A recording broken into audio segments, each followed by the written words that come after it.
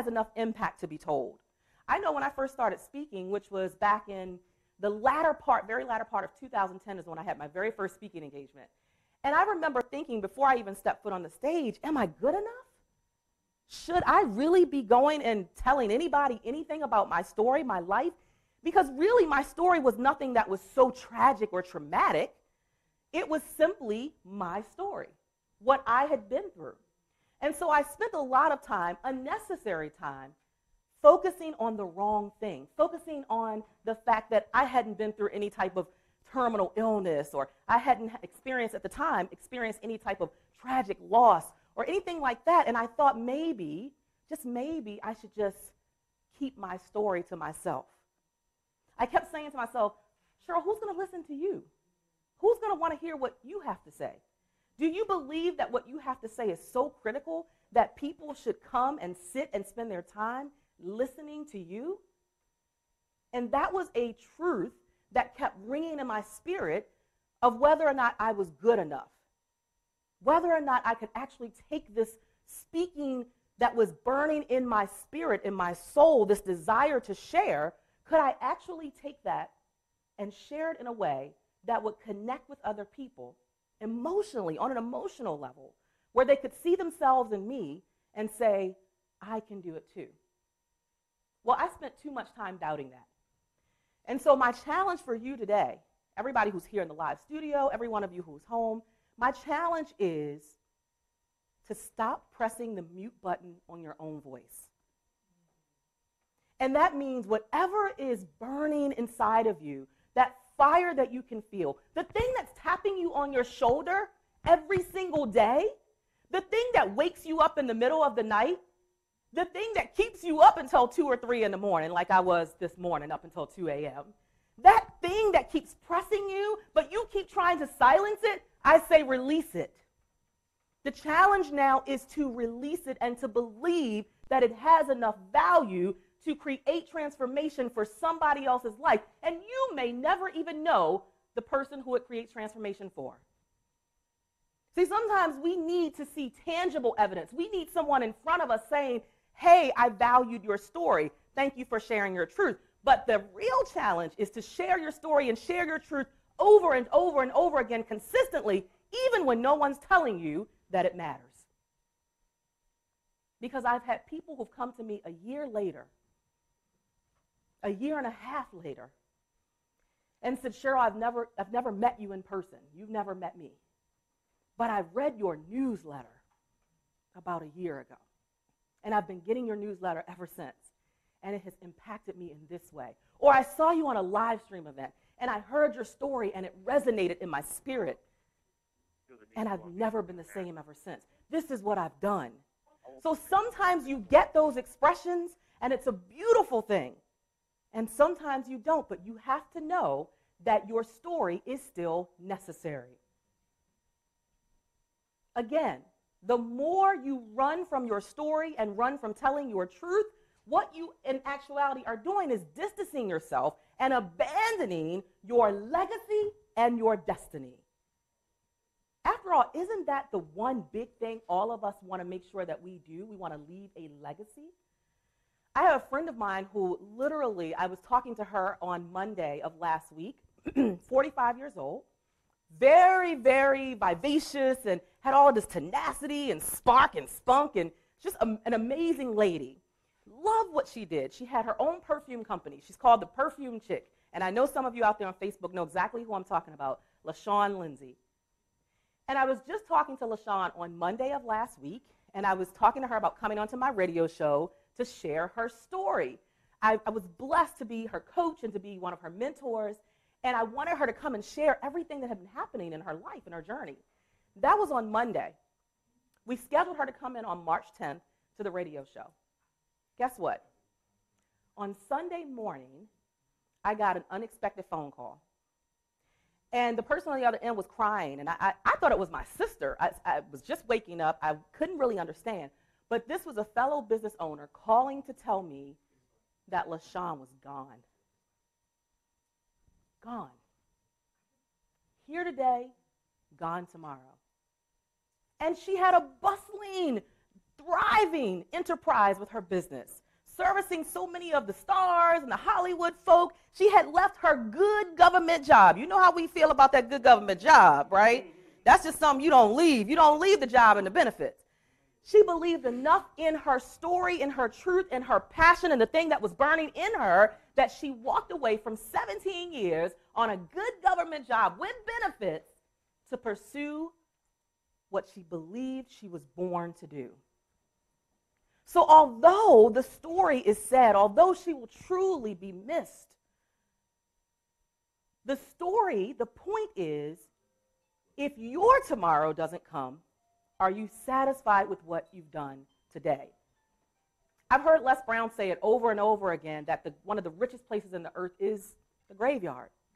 Because that's where people take their dreams, their hopes, their aspirations, their goals. They let it lie dormant inside. They put it on a back burner. They don't fulfill it. They keep waiting. They keep holding off and saying, I'm gonna. Oh yeah, I'm gonna. And then 6 months pass and they're still saying, I'm gonna. And 12 months, and 24 months, and 3 years, and you look up 5 years later and you're in the exact same space that you were 5 years previous. Nothing has changed.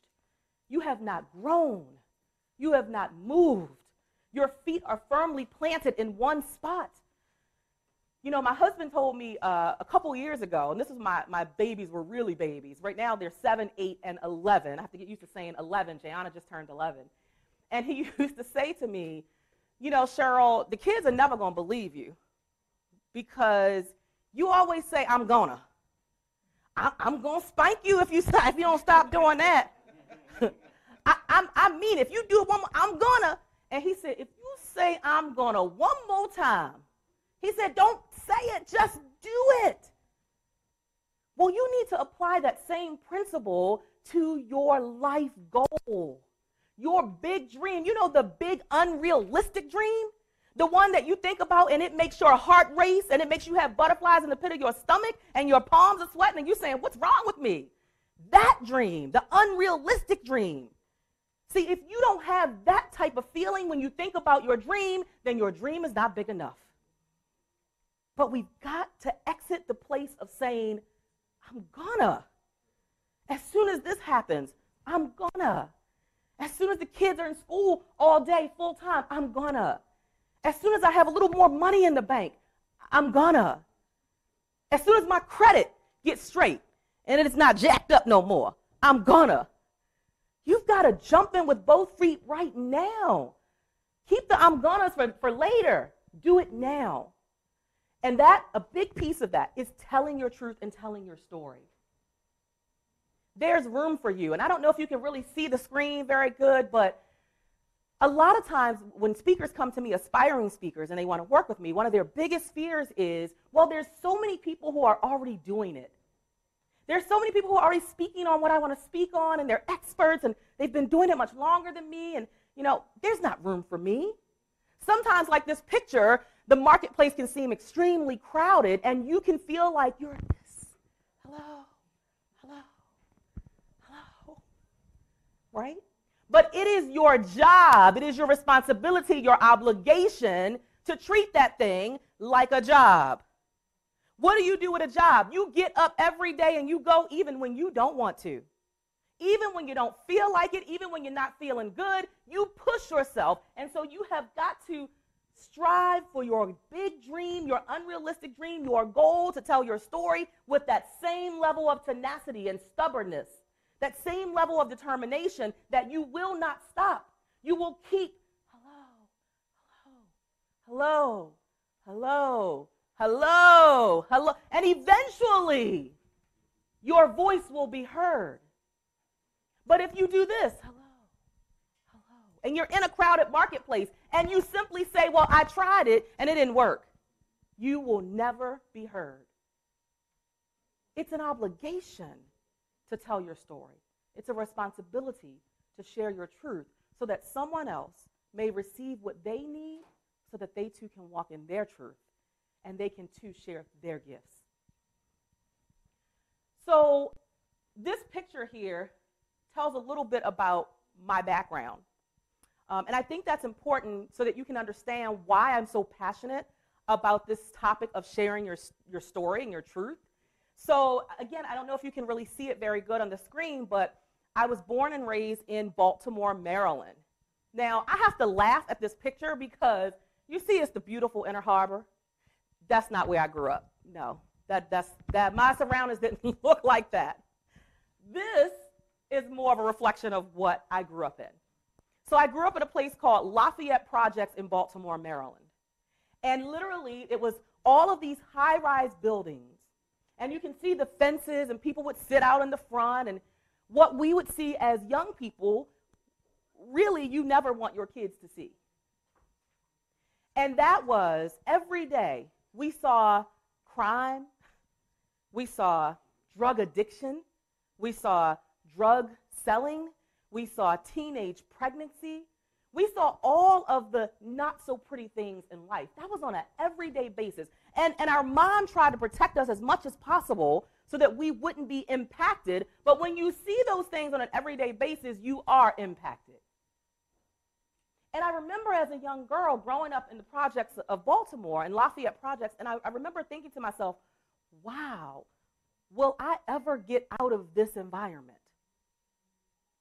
Am I destined to be here in a place where resources are so limited, where education is really not the thing that people are talking about? People are talking about survival. Am I going to be able to feed my family tomorrow? That's the environment.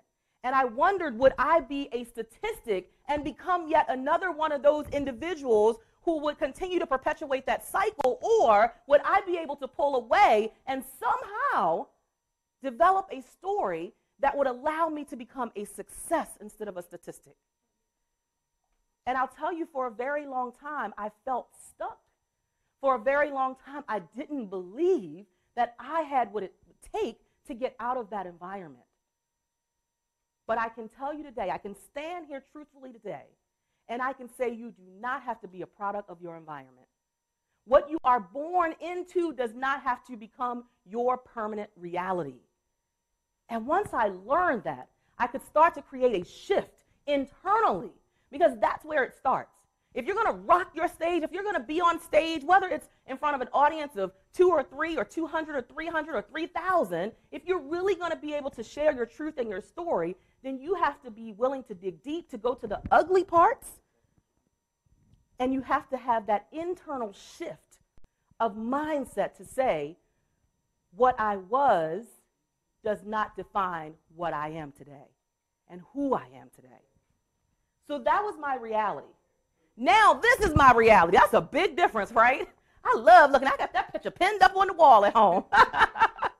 Because we have to celebrate what we've done in life.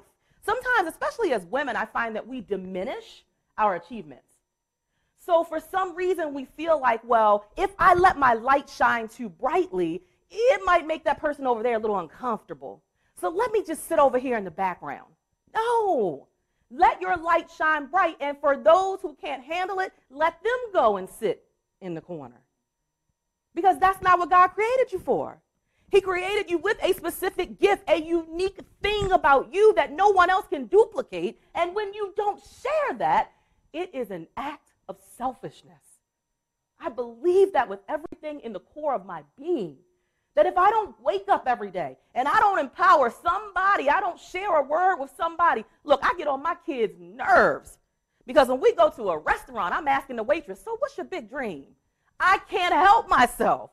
I can't control it because it's burning internally. I have to let it out. I have to share what I know, what I've discovered. Maya Angelou says, when you learn, teach. When you get, give. That's a responsibility that I take very seriously. Do you take that responsibility seriously? Are you willing to share your story so that it can become a lesson for someone else who needs it at that moment? Some of the people that I've come in contact with throughout my journey, if they didn't share their truth with me, I might still be where I was 5 years ago. If they didn't open up transparently and tell me some of the struggle they had gone through to get to where they are, I would probably be still where I was 5 years ago. Willie, one of my mentors, is a perfect example of that. I attended his 2-day boot camp maybe 3 or 4 years ago. And I remember, thinking, wow, he has all these awards and accolades. And you go into his home, which is also like his office space, and you see all these books and with his face on it and all these products. And you're just like, wow, this man is amazing. And then he starts to share his story, his truth. And in that boot camp, and Martin Seiko was there with me. I will never forget him talking about the time when his car was so raggedy that it was like a little hole in the bottom of the car, and they felt like the Flintstones, him and his wife. And they were eating peanut butter and jelly just to help him get his career off the ground. You have to be willing to go through some stuff.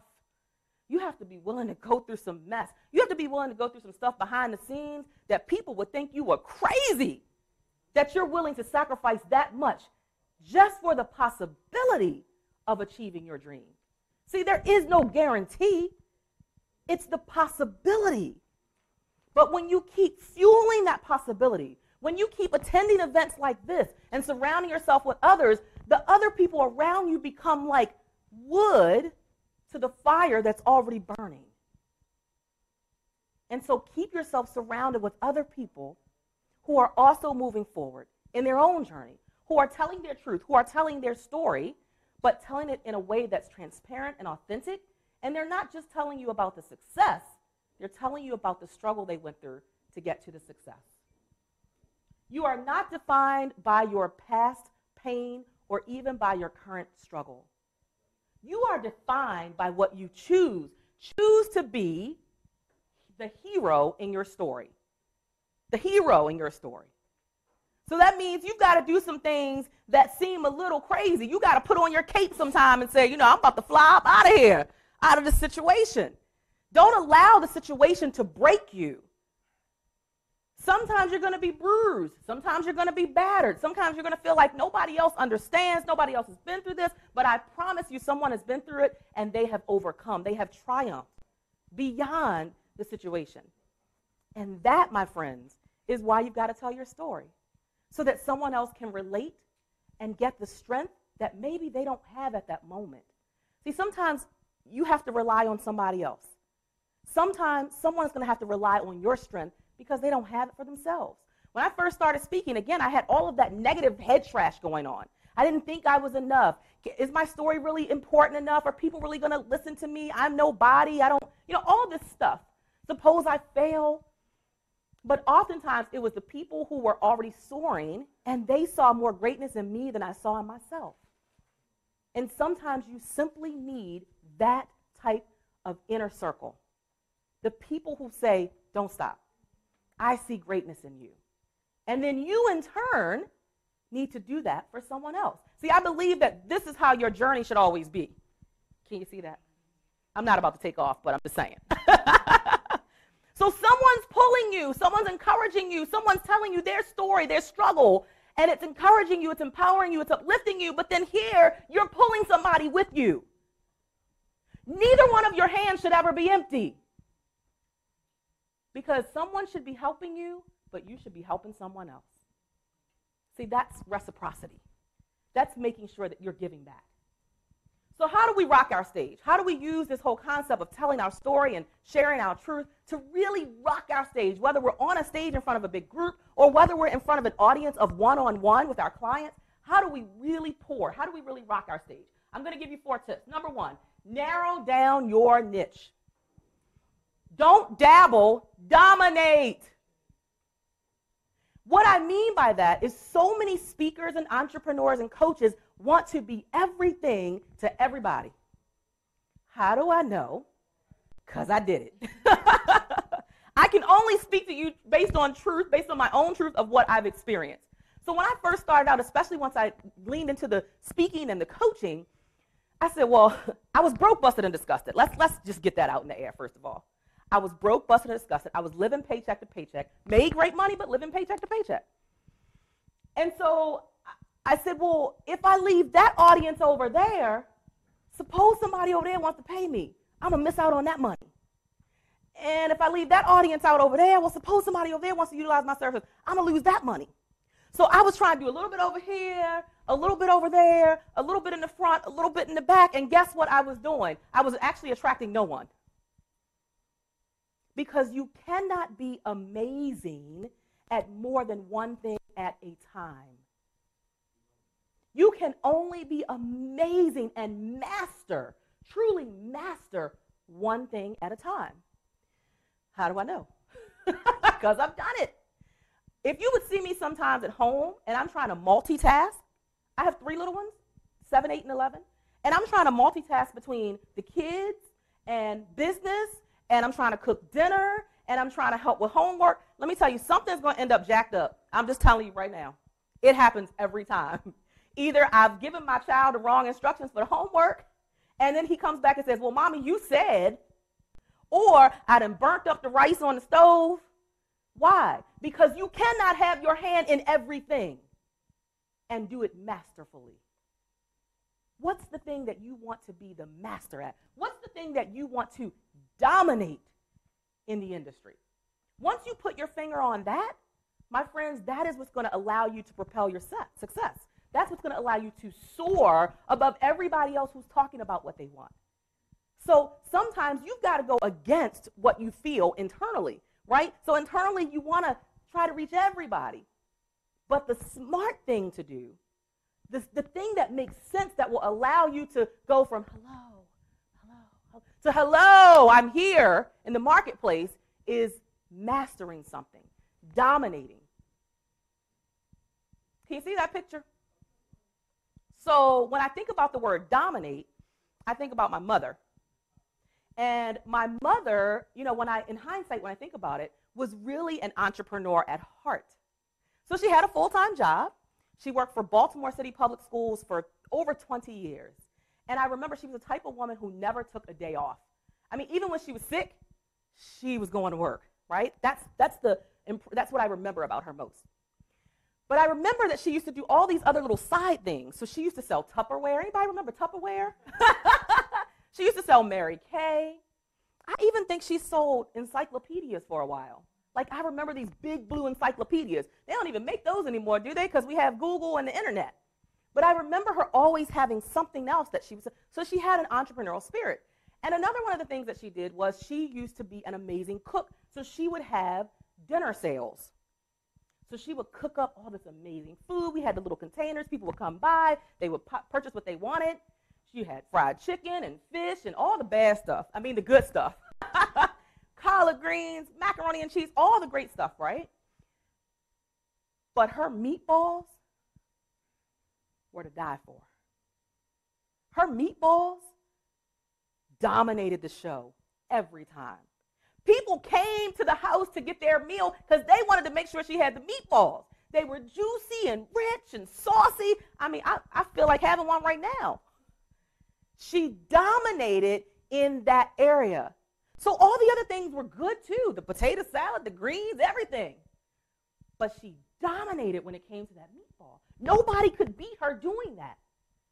And that caused people to keep coming back again and again and again. And guess what else? They became her walking, talking billboard because they started to tell everybody else. And that kept business coming in. So what are you dominating at? So that people can become your walking, talking billboard and go out and spread the word. That's free marketing. You get it? Hint, hint.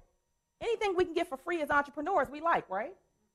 So you've got to dominate in an area where there is a missing link.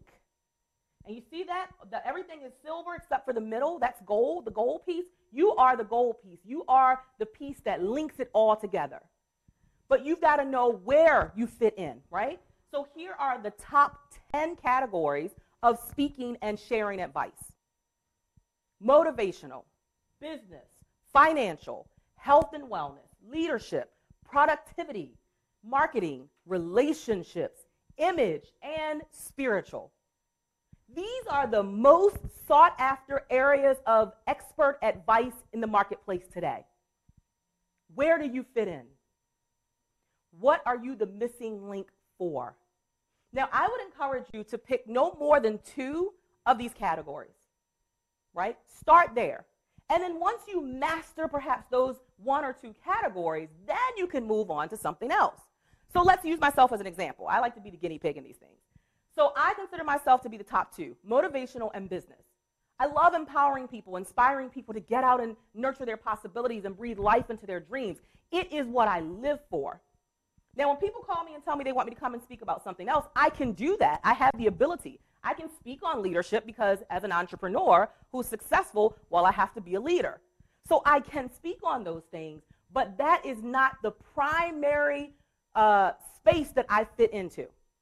My primary thing is motivational and business. Why? Because I love it. I love doing it. I love serving people in that way. And after all, if you don't love it, why are you doing it? Business is my second area. Why? Well, because I started my own business. I started out 5 years ago running a little t-shirt business while I was still working in a full-time job as a legal secretary. I took that and literally allowed it to detour me into where God believed I should be, which was the speaking industry. And so now under my belt, I'm able to teach other women who are in that core startup phase, the first 5 years of business, what it really takes to succeed. How do I know? Because I've done it wrong and I've learned how to do it right.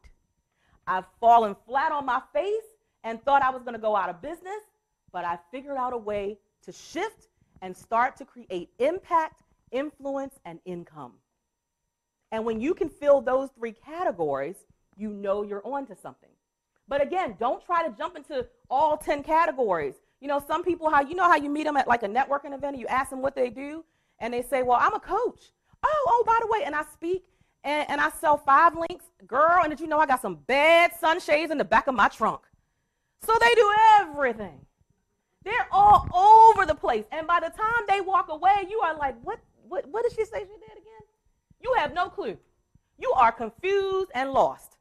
And guess what happens when you come across as confused and lost? People don't spend with you.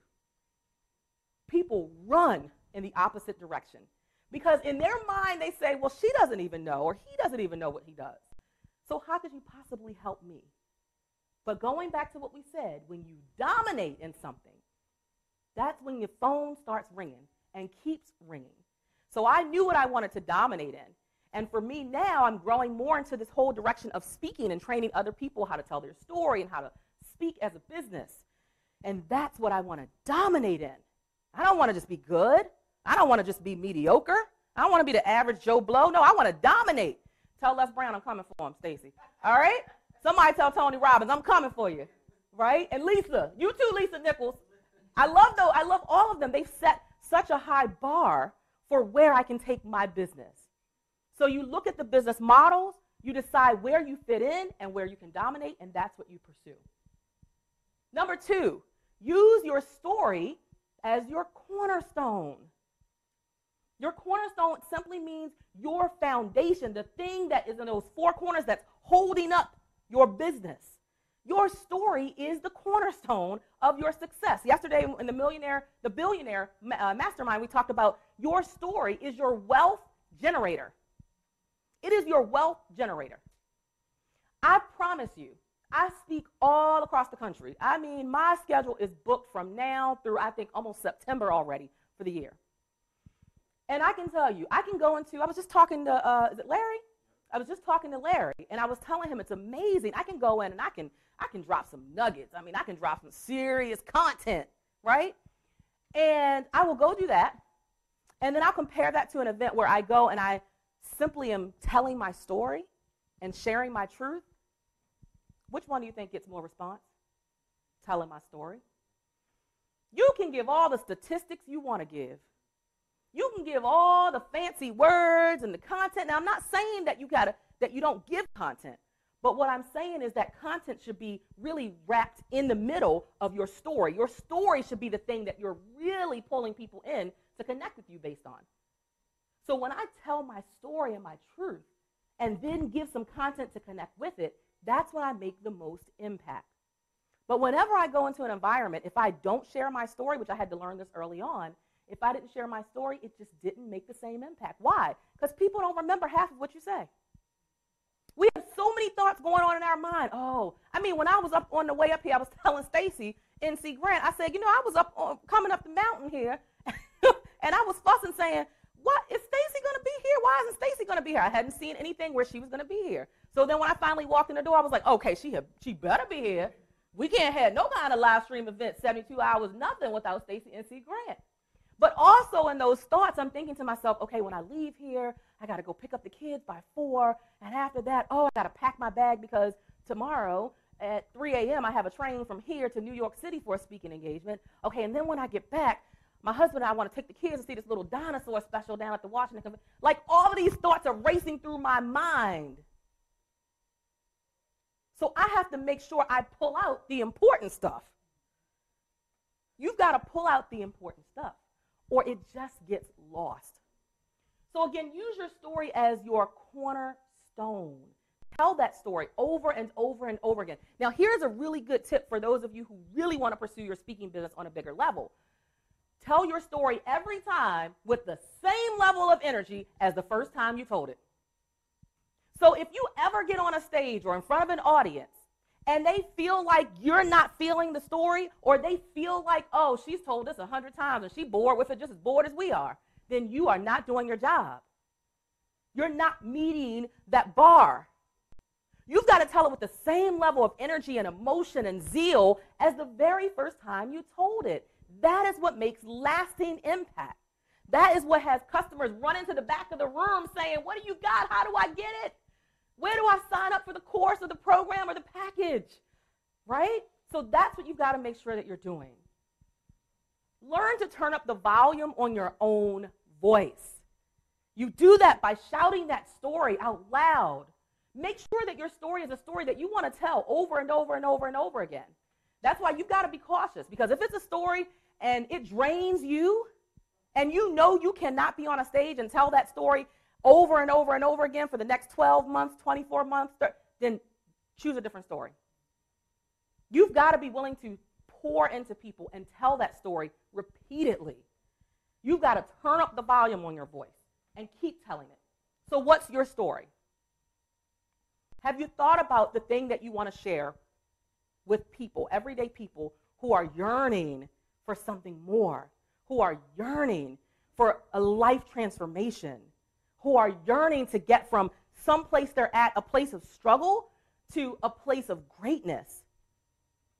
Have you figured that out? Or are you just winging it?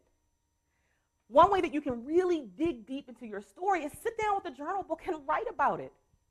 Give yourself that mental space to really hone in on your story and the impact that it creates for other people. Sometimes we just don't carve out the time to really narrow down our story. So we wing it, and we tell it off the top of our heads, when oftentimes if you sit down with a journal book, you will get to places and you're like, oh, I forgot that. I forgot that part. There have been stories that as I continue to grow my speaking business, stories that I come away, I'm like, oh my God, I forgot that. So it has to be intentional. Intentionally pursuing and telling the story. Number 3, you've got to show up the way you want to be viewed. When you first step foot on any stage or in front of any audience, the things that you are saying or not saying in that first 30 to 60 seconds is, I have confidence, competence, and credibility. If you walk into the room as though you don't belong, people will feel like you don't belong. If you step foot on stage and in the back of your mind you're questioning whether or not you should really be there, whether this is the platform for you, I don't know if I'm good enough or my story is good enough, that's going to come across to the audience. They're going to feel that. They're going to sense that. So you've got to step into the room with confidence that, yes, I belong here. My story is valuable. Oh, my story going to change somebody's life today. That's how you have, not arrogant, but confident. Confident saying, I'm comfortable as the expert. You hired me for a reason to be here, because clearly there's a level of value that you have attached to what I teach and what I can impart to your audience. And then competence, I'm knowledgeable. Now, here's the thing. Don't say you know something if you really don't. Because a lot of times with these speaking engagements, there's Q&A. So again, I was speaking a little bit about the speaking engagement I'm going to be doing tomorrow. So it's in New York City. I'm actually going to be sharing the stage with Mickey Taylor of Essence Magazine, Sharia Jackson of Essence Magazine, and Sophia Nelson. So the four of us are spotlight speakers for this event tomorrow. It's a huge women empowerment event in New York City, about 300 women. And here's the thing. You got to stay in your lane and know what you have knowledge on. Because as a part of that event, after each one of us speaks, there's going to be live Q&A. Now, when it's live Q&A, you don't know what the audience is going to ask. There is no prep. So you have to really, truly be knowledgeable about the thing that you say you're an expert at. So show up, but then when you get the opportunity to show up, you've got to step up and fill the role. And then last but not least, credibility. Meaning, I know my solutions work. And when you know your solutions work, here's the beauty. When you know your solutions work, you will never chase another client another day. Why? Because you know that you will magnetize the customers, the clients, the prospects who are meant to work with you because they value what you bring to the table. You will never chase another client. Y'all, how do I know?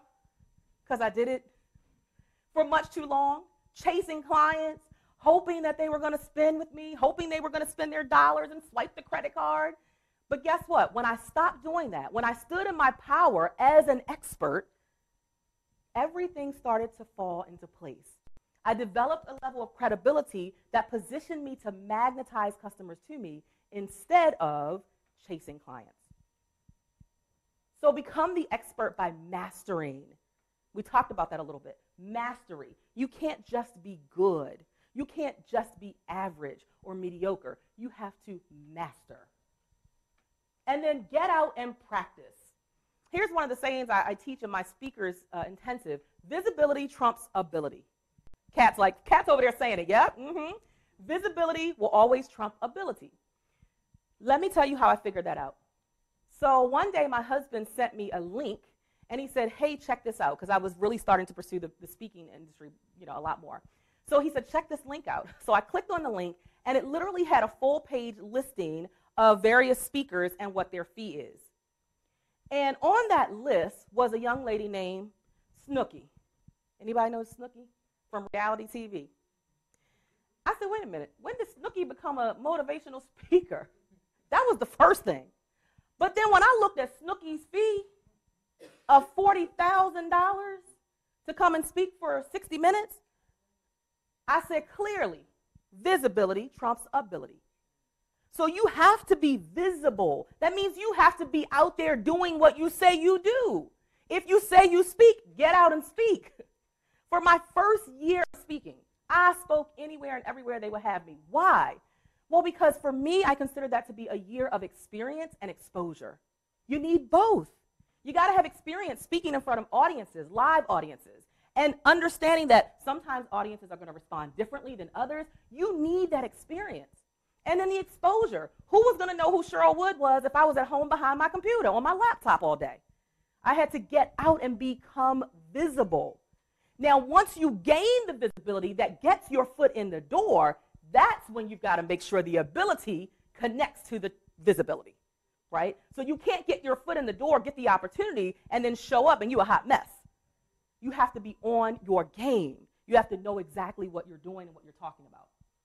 So you got to fuel your dreams. Here's the thing I like to tell my clients. Say yes as often as possible, as long as it makes sense, as long as it creates a win for you. Because every time you say no, it becomes somebody else's yes. And I remember that every time I open my eyes and I go out and I start to embark upon my day. Every time I say no, it becomes someone else's opportunity and their yes. So it's my job to make sure it creates a win-win scenario for me, but that I have the opportunity to say yes as many times as possible. Now let's talk a little bit about this whole win-win scenario when it relates to speaking. So a lot of my clients say, well, should I speak for free? Well, let me say this. Number one, that's a personal decision, right? I did that for a long time. Too long, I'll tell you that. However, I believe that there should be 4 reasons that you're speaking, right? One of 4 win-win scenarios. Number one, it's a fee-based speaking engagement. So they are writing you a check. I like those kind. Those are my favorite. Those are the ones that I pursue. They write you a check.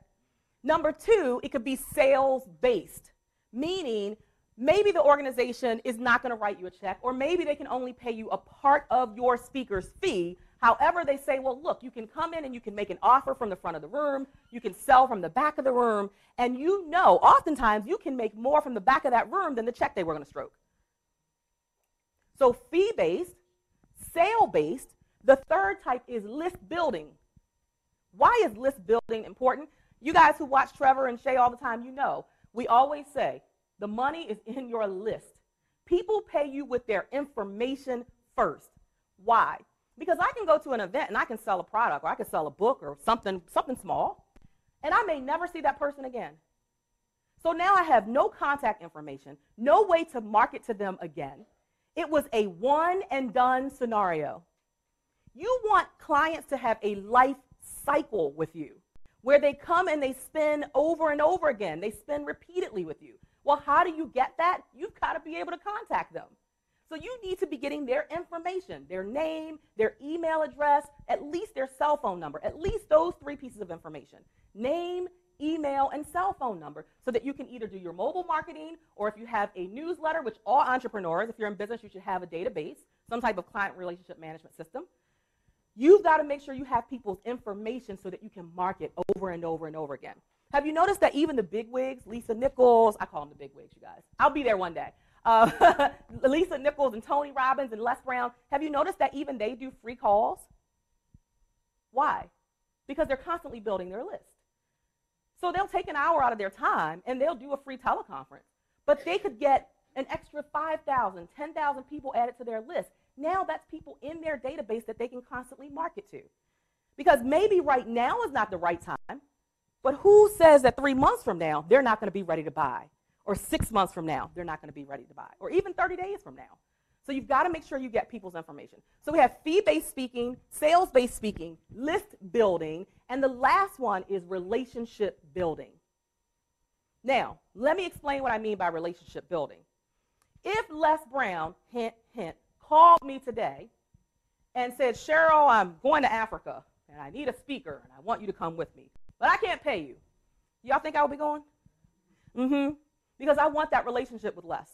I want to be able to continue to grow that relationship. So I wouldn't dare say, what? You can't cut me a check? Now, come on, Les. Right? I wouldn't go there. I would simply say I would make myself available for that opportunity.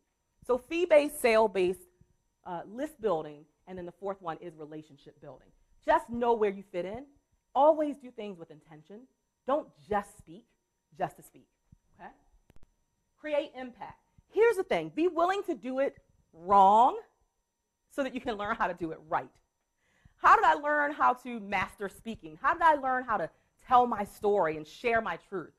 Because I did it the wrong way a whole lot. And doing it the wrong way a whole lot taught me how to do it the right way. That's the beauty. I tell people all the time, success teaches me nothing. Failure teaches me how to get it right the next time, how to do it better, how to improve, how to really take that thing and expound upon whatever minimal results I may have gotten the first time. And so you're constantly learning, but you learn the best by jumping in and doing, by being actively engaged. Action means movement, right? That means you have to be engaged. You have to be doing something. And so don't be afraid to get it wrong. So here's my encouragement for you, my empowerment, my moment that I really want to talk to you directly. And it's to say this: your story does matter. Your truth matters. Do not leave this place with all of your gifts and your talents and your skills still inside of you. Pour it out now as though your tomorrow is not coming. Do it consistently. Do it with intensity. Do it with a level of drive as though you are fighting, literally fighting for your life. Your dream needs to mean that much to you. My son, my baby boy, is 7 years old. I told you they're 7, 8, 11. He's 7 years old. And his name is Jalen, in case you want to know, but we call him Baby. So we're sometimes out at the store, we're out at the grocery store, and we're saying, baby, where are you? And here comes this little 7-year-old. And people are like, baby, look, we'll get him therapy at some point. 7 years old, and baby even still carries his little blankie. It's the cutest thing, y'all. I know. We'll really get him therapy. So in the morning, literally every morning, I'm cooking breakfast in the kitchen, and baby is usually the first one up, and baby comes into the kitchen, and he looks at me, and he sees me cooking breakfast, and he says, Mommy, can I have 2 chocolate chip cookies? And I say, what? 2 chocolate chip cookies? I mean, this happens every day. 2 chocolate chip cookies? Boy, get up out of this kitchen. You're not getting no chocolate chip cookies at 8 o'clock in the morning. And baby walks away with his blanket, and he leaves the kitchen. 5 minutes later, baby is back in the kitchen again, as though he did not ask me the first time. And he looks at me with this serious face, and he looks up, and he kind of tilts his head a little bit and pokes his mouth out, and he says, Mommy, can I please have 2 chocolate chip cookies? And I say, Jalen, I just told you you can't have 2 chocolate chip cookies. And then I tilt my head. Are you that hungry, baby? What's happening? He's breaking me down, y'all. And I say, go ahead and leave the kitchen. I promise you, breakfast is going to be finished in like 3 minutes. I promise you, you're going to be eating in a minute. So just go. Baby leaves the kitchen. 5 minutes later, I promise you, he is back in the kitchen as though he never asked me the first time or the second time, as though I never said no the first time or the second time. And he looks at me with these puppy eyes, and he says, Mommy, can I please have 2 chocolate chip cookies? And I walk over to the cabinet, and I get the cookies, and I rip open the bag, and I hand him the cookies, and and what happened? Baby got what baby wanted. He got his chocolate chip cookies.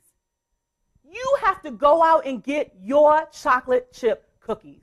Whatever that represents for you, you've got to keep asking until somebody pays attention. You've got to keep asking even when you hear no. You got to come back even stronger and more determined than before.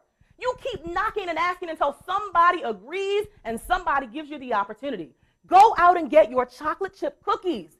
Treat it as though you are fighting for your life. Your dream is that important. Your desire to share your story is that important. You've got to be on a mission, driven, that nothing will rip you away from your possibility, that nothing will tear you away from the ultimate version of you, who you are gifted to become, who you are destined to become. You've got to fight for it. You've got to think like a winner, talk like a winner, act like a winner, and you've got to surround yourself with other winners who keep you inspired to keep moving, keep pressing. Even when you get knocked down, you get back up stronger than ever.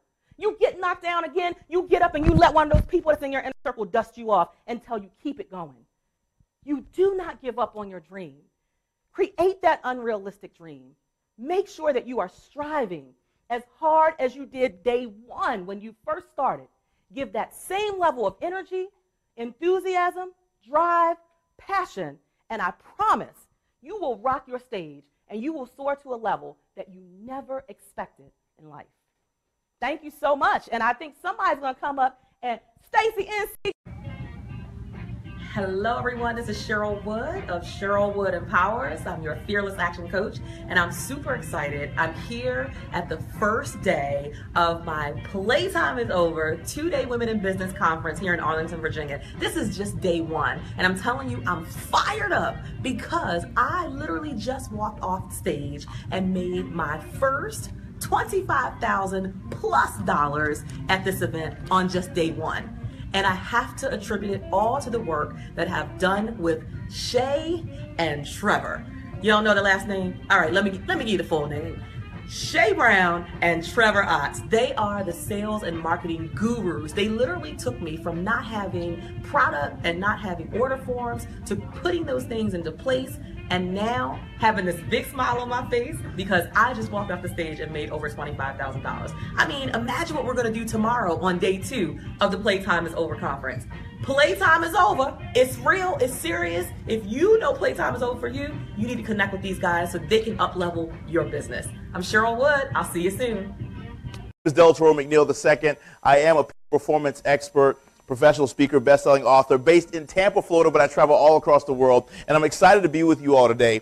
And if you're listening to this particular session, you're listening because there's something in you that says, I want more out of my life. So there's a couple of questions that I'd like to begin with. First, How many of you in here are committed to changing your life permanently, like in an hour? Say now. Somebody say now. Right. How many of y'all realize that every single one of us have an opportunity every day to take our best and top it? I believe that every single day life gives us one invitation. Will you be better today than you were yesterday?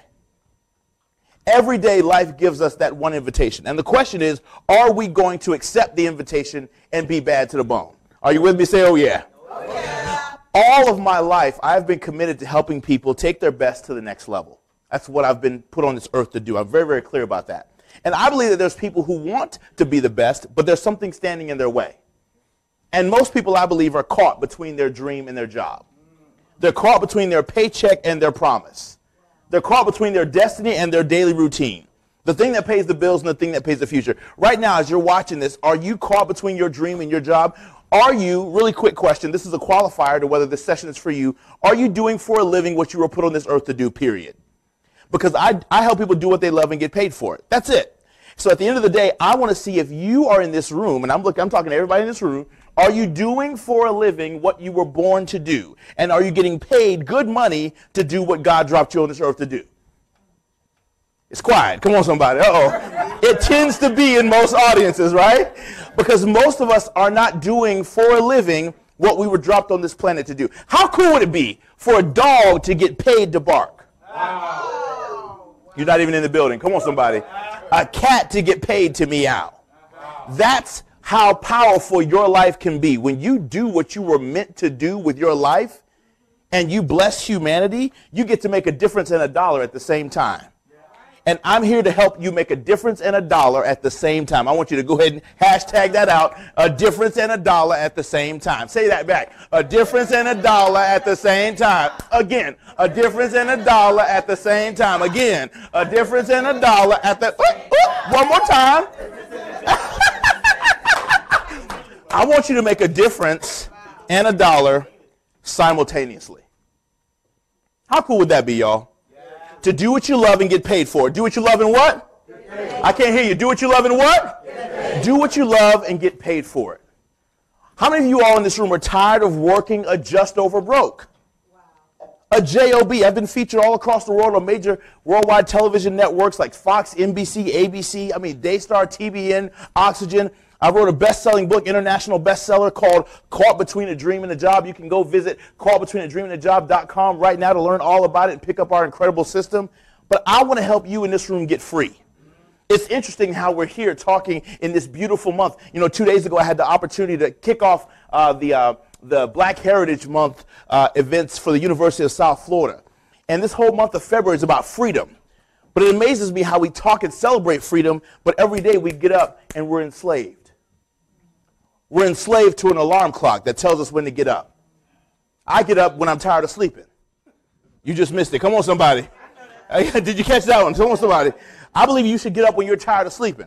Are you with me? Say, oh, yeah. Oh, yeah. I believe that if you really want to be free, and I mean free indeed, he whom the Son sets free is what, y'all? Free indeed. If you're really going to be free, then you got to do what you love and do what you were dropped on this earth to do, and you got to get paid for it. And my friend, that's what I'm here to help you to do today. And so I just want to kind of start off with a couple of things that I think are really important. One of the things that Shay said was that I'm a peak performance expert. I'm not a motivational speaker. I love empowering people. Motivation is a style, but at the end of the day, I'm into results. Does that make sense? Say, oh, yeah. So as a part of being a peak performance expert, there's 4 things that I care about in your life. First thing that I care about is you getting tremendous clarity around what it is that you're supposed to do in your life. Somebody say clarity. You got to get clear about what it is that you want. Most people have no clue what they really want. And I believe that if you really want to take your life to that next level, you got to get crystal clear about the thing it is that you want. Most people aren't clear about what they want, so they just settle for anything. I remember I did a presentation many years ago with the great Les Brown, and I spoke right before him. He said, Del, speak after me. I said, no, Les, the topic of my program, I need to speak before you. He said, no. Go ahead and come after me. I said, okay, I can come after you, but let me go before you. He said, are you sure? I said, yes. I said, okay. He said, you go ahead and go first. Now, the name of my subject was From a Hunger to a Craving. Now, I knew his thing was, If you want to be successful, you got to be hungry, right? That's my granddad. That's my dude. That's my buddy. That's my partner.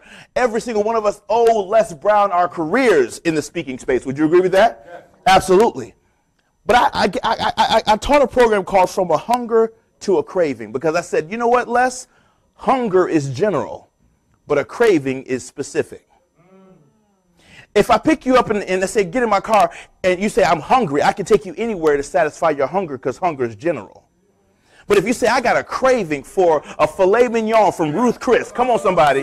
Now that's specific, and I can only take you to that one place and order you that one thing on the menu to satisfy you. Are y'all with me?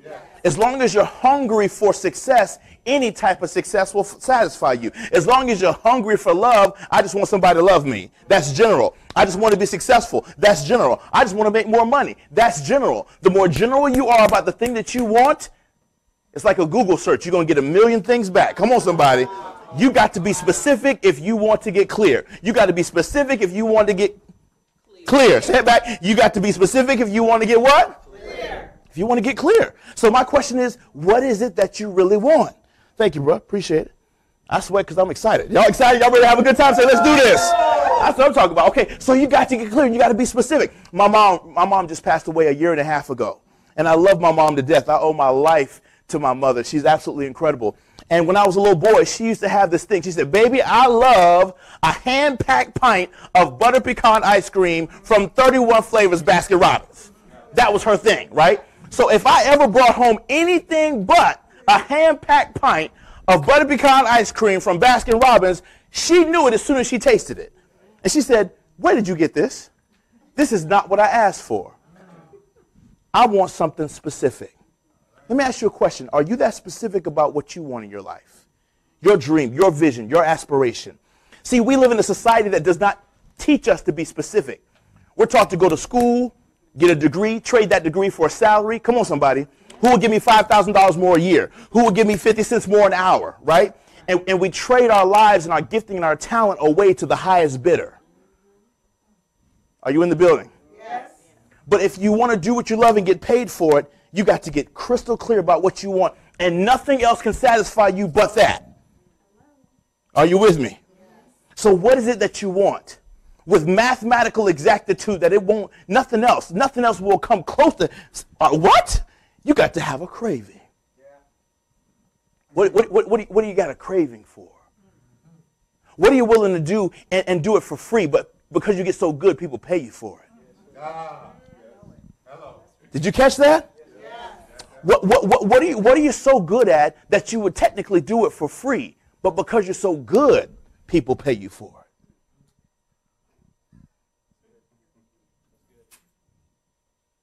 I love it. I love it. I love it. You're thinking. I see all the light bulbs going off. This is what I'm talking about. I love this stuff. So you got to get clear. So the first thing you need is clarity. Second thing that you need is, come on, somebody. Are you ready for the next one? Say, bring it on. Bring it on. You need a compelling strategy. And I say compelling because the problem is most people don't get what they want in life because not only are they not clear, but they don't have the how-tos together. They don't have the next steps together, right? Oh, they got I'm excited. Oh, I'm motivated. Can I say something? Shay and Trevor, can I have your permission to say something? Watch the blue line. Okay, I'm going to stay behind the blue line. You ain't got to cuss me out. I'm just trying to, you know what I'm saying? Can I just flow like you asked me to come and flow, so I'm just coming and flowing. Thank you so much. You still... Don't laugh at my laugh, because when I sing bass, but when I laugh, I don't know why. Anyway, we're gonna go to a whole other subject, right? Anyway, you need a strategy, all right? Somebody say strategy, and it's got to be a sexy strategy. Somebody say sexy strategy. Can I tell you something? Can I just keep it real, y'all? Say, bring it on. Bring it on. If your strategy is boring, you're gonna give up and quit. Yeah. If your how-tos are boring and whack, you will quit fast. And the problem is that we know what to do, but what to do is boring. Oh, you don't want to talk to Del Toro today. You see how quiet it is? Striving for success can be boring. Wow. We don't really want to have a conversation about success. We want to be pumped up. The truth is, striving can be exhausting. And it can be lonely, and it can be boring. So you need a sexy strategy. Something that makes you want to get up and do it every day. It can't just be average, humdrum, check email, post online, do, oh gosh, I'm going to throw up, I can't take it. It's got to be sexy and fun, and it's got to be collaborative, and you got to put more wow in the thing that you want. Are y'all with me? I haven't even gotten to the competition. This is just peak performance stuff. Can you handle this? Say, oh yeah. I'm just kind of, this is like an appetizer. I haven't even put the car in reverse yet. This is just me warming up, getting off the flight. Can you handle this? Say, oh yeah. Go ahead and say, hashtag Del Toro is bringing the fire now. Wake your behind up, because you're going to have a bad dream anyway. Wake your behind up, because you're going to have a bad dream anyway. Are y'all feeling what I'm saying? All right.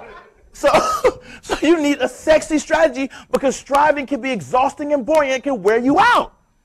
Footnote to everybody in this room who's a high achiever, which is everybody in the room, say I. Aye. Throw those hands way up high and say I. Aye. All I do in my career is talk to the best. If you're not the best, get out of the room. Period. The companies that call me ask me to come talk to their top people, period. That's why I'm a peak guy. I only deal with the best. Here's the problem with being the best, y'all. Being the best is exhausting. And here's what we do, y'all. We strive for big goals, and the problem is we don't have enough fun. Our strategies are not fun. They're not sexy. They're not compelling. So we get worn out. And we do all the things. Watch this, y'all. We set goals, and then instead of setting rewards, we set responsibilities.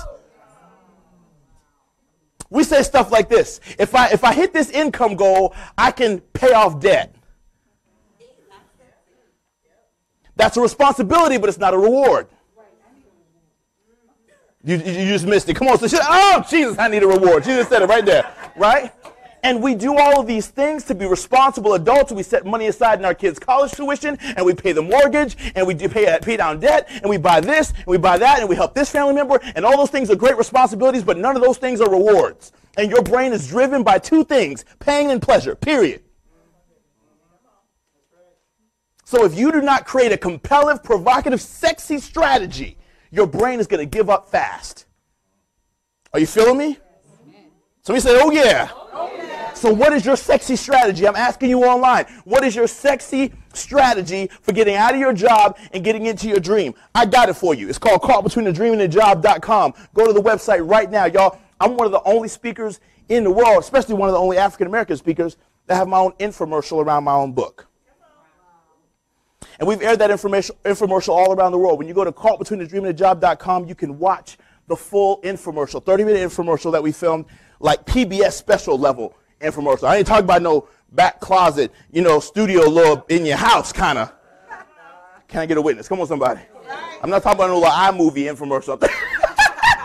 I'm talking about cameras, live me the whole kit and caboodle. Stop laughing at my laugh. Everybody in the studio is laughing at my laugh. I'm sick of it early.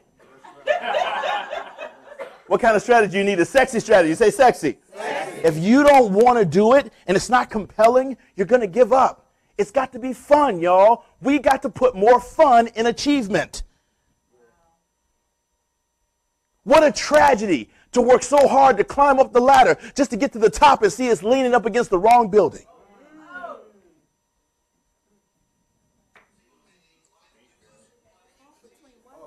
Caughtbetweenthe-dream-and-a-job.com. I'm passionate about helping you do what you love and get paid for it. Because I need more of us to be free. Come on, somebody. Free from the 9-to-5 grind. Free from the obligation and the responsibility. Free from work determining everything about your life. You can't even decide when you want to go on vacation. Because work tells you when to go on vacation. Work tells you when you get time off to do this and do that. Work tells you how much time you have with your family. Somebody say it's time to get free. It's time to get free. I want you to go ahead and post right now, it's time to get free. Hashtag, it's time to get free. I want you to put that in there. Hashtag, it's time to get free. So you got clarity. You need strategy. You need to take massive action. That's number 3. You got to take massive action. And I want you to write this down. I want you to learn how to take massive, imperfect action. Massive, imperfect action. Here's the problem with high achievers. We strive to be perfect because we want to be the best, and we are the best. But here's the thing. All of us have an internal fear that we don't like to talk about. We're perfectionists. And if you see that our best efforts still are a little shy of the mark, and you call us on it, stab us now. Shoot me now. It's over. Right? But perfectionism is rooted in fear. So I need everybody in the room to get to a point and place in your life where you don't care. I need you to free yourself of public opinion. You can't transition out of your job into your dream caring about what your coworkers think. It's quiet early. Am I helping anybody say, oh yeah? Oh, yeah. Go to caughtbetweenthetdreamandthejob.com right now and pick up this incredible system. I'm teaching you from it already. I don't believe in long introductions. We're going right into content. Everybody's taking crazy notes already. This is the way we do it. Somebody say, oh yeah. Oh, yeah. You got to take massive imperfect action. How many of y'all in this room have had at least 3 different versions of the iPhone? iPhone like maybe 3, 4, 5, or whatever, most or whatever phone you have, like an Android. Yeah. 2 or 3 different versions of an Android or a Samsung or whatever, right? How many of y'all have had 2 or 3 different versions of the iPad? How many of y'all have had a couple of different versions of a Windows software? Right? Okay, so watch this. These companies release their product knowing, no. I'm mad. I had a moment. I'm sorry. They release the product knowing that it's got imperfections in it. But they release it to you and I, come on somebody, so that we can pay for research and development. So they buy we buy their imperfect product, and we put up with release after update after update after update. Come on, somebody. But we sit back on our dreams and sit on them like a hen on an egg, waiting until come on, somebody, until it's perfect, and you're missing on profit, all because you're trying to be perfect. And it's never going to be perfect. So you pay profit to people who are doing imperfect stuff, and while you withhold your own profit.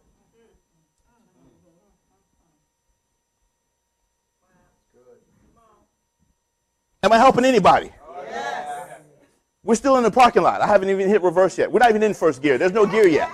We're just warming up. Is this all right? Say, oh yeah. Oh yeah. This is the way we roll. Y'all feel what I'm saying? So you got to learn how to take massive, imperfect action. You got to take what? Massive, imperfect action. I want your eyes to get big like mine. Say what? Massive, imperfect action. It ain't going to be perfect.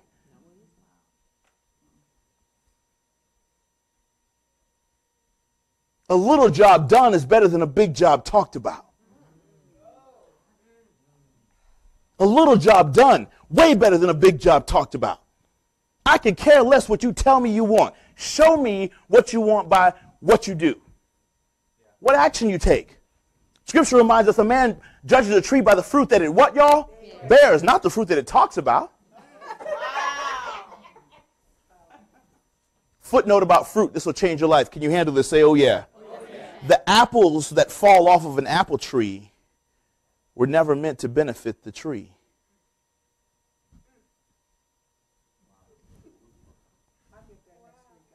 Some of y'all, it's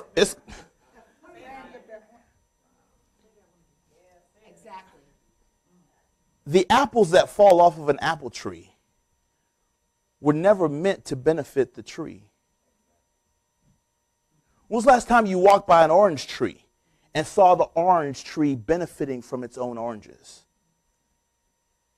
The problem is you and I spend too much of our lives trying to be perfect when it was never about you to begin with.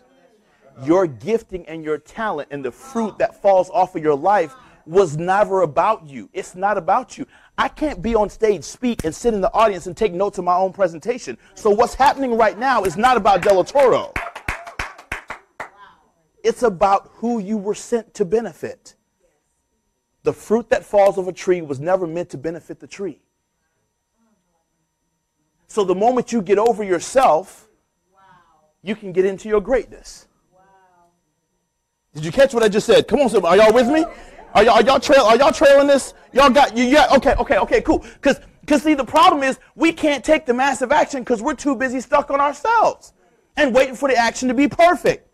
If you want to take it to that next level, you better take massive, y'all, imperfect action on your dream. Are y'all with me?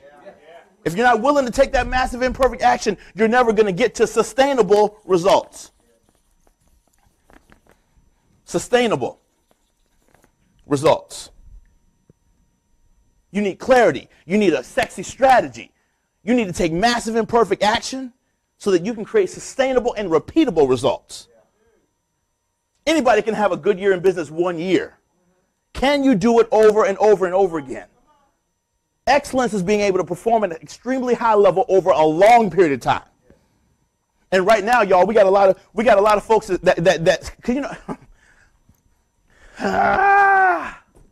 Do I have permission to tell the truth? We live in an era right now where, because everything has gotten so cheap and inexpensive, we can use cute graphic design to make crap look like it's been around for 10 years. See, I'm an old school cat. Y'all feel what I'm saying? I grew up on the greats. The greats groomed my career. So to me, when I'm used to best-selling authors actually having sold at least 10,000 copies of their book before they call themselves bestsellers. Come on, somebody. I mean, hello, right? But now, if your book was on Amazon and it sold 7 copies on a day when nobody else has sold it in a super niche category, you now call yourself a bestseller, and you sold 7 books in 10 minutes. Everybody's a life coach. Come on, somebody. You don't want, I need to sit down. You asked the wrong person to come today. I'm sorry. But I was raised in an era where there was actually a respect for titles. And positions meant something. Does that make sense? And you earned your stripes. Y'all feel what I'm saying? The problem now is, y'all, we want quick, fast results, and we don't want to put in the hustle to get there and to stay there. There's no such thing as an overnight success. It took years for me to get where I'm at.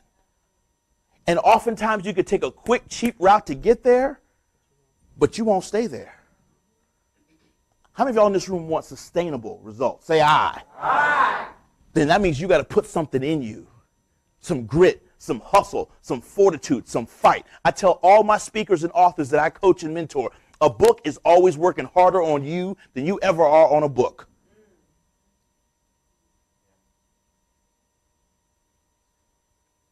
What power, what authority do you have to stand in front of an audience and say, I wrote this, when all you did was get interviewed or whatever, and you didn't put your hard work in and sit by the pool and sit by the beach and sit at Starbucks and sit at Panera Bread and really let God go deep in your heart, mind, and soul and dig out your greatness and your expertise, and then get to a point in place where you say, this is what I have birthed. There's nothing wrong with being interviewed. That's not what I'm saying. It's a great strategy to get some ideas out. But at the end of the day, you can't ghostwrite your way to greatness. You asked the wrong one to come today. You asked the wrong one to come today. I don't care anymore. I don't care about people's opinion. I don't care. I'm going to help you take your life to the next dimension, period. Y'all with me? Say, oh, yeah. Oh, yeah. Like me, hate me. That's cool. I'm going to get paid either way. Y'all feel what I'm saying? Say, oh, yeah. Can I get a witness in the building? Come on, somebody. Muhammad Ali said, I got a love-hate relationship with the public. Those that love me come to see me win. Those that hate me come to see me lose. In the meantime, every seat is taken. Isn't that cool, y'all? Let go of what people think about you. Focus on what God thinks about you and what you think about yourself. Because Brian Tracy said this, you will never outperform your own self-concept. You can never outperform what you believe about you. Why are we having 6- and 7-figure conversations when I can't get you to believe that you're worth $50?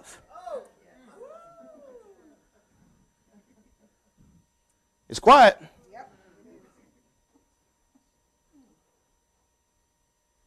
We can't be talking about Rolls Royce and Bentley dreams when inside, come on somebody, you got a Kmart mindset.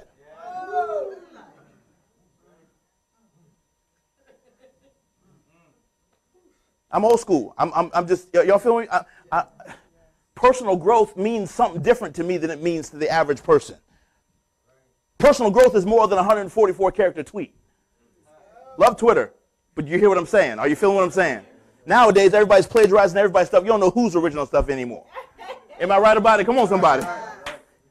So my point is, you need more than, I want us to go back to the days when it's books and tapes and CDs. Y'all remember back, we used to have CDs and tapes in your car in the front seat, and when somebody would ask you for a ride at the last minute, you said, hold on, baby, I got to take all my stuff. I got to take my stuff and put it, yo. Hold on, you got to lift your foot up and put it in the back. Y'all remember what I'm talking about, right? Don't laugh at your boy. But that's the way it is. If you ask me for a ride, I'm going to tell you, hold on. I'm not ready. Because I got my future in my front seat. Come on, somebody. Are y'all with me? Say, oh, yeah. Oh, yeah. It's time to fall back in love with reading books. Yeah. Listening to audio CD programs, y'all. Listening to audio programs.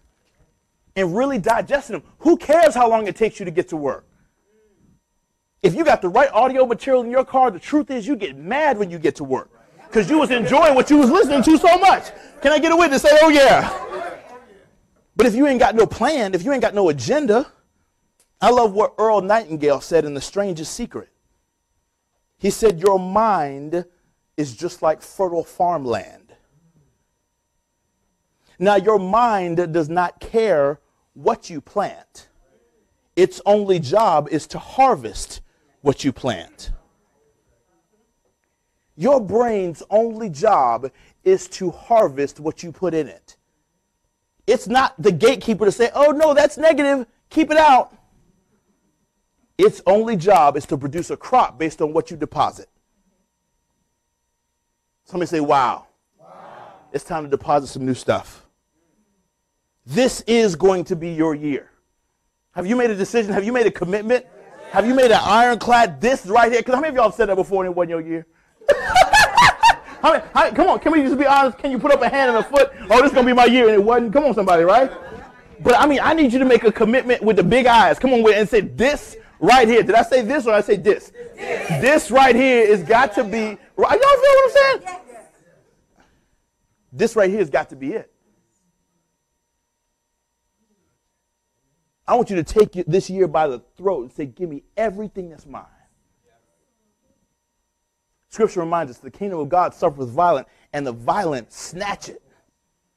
What you waiting on?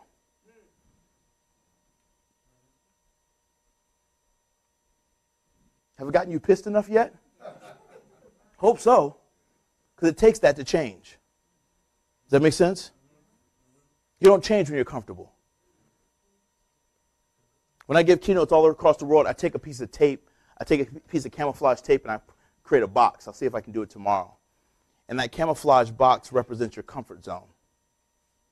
And I talk about how at the end of the day, everything that you want is on the outside of your comfort zone. So the battle in your mind is always over what's safe and what's comfortable for you. Does that make sense? If it's comfortable, you play in life too small. Does that make sense? I'm backing up. I saw Trevor get that and Shay get that little lip that grandmama used to get. Boy, if you don't back up. Sorry, had a moment. I'm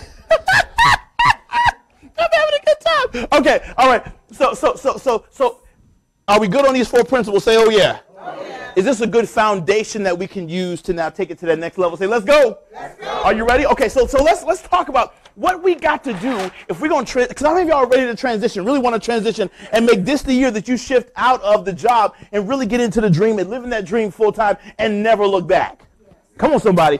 Literally 2 days ago when I spoke at the University of South Florida, I stepped on that campus and it hit me. I had not been on that campus since the day I left. And I came back 12 years later. Millions of dollars in revenue later. Tons of awards in the speaking industry later. And I spoke to those students about freedom. Come on, somebody.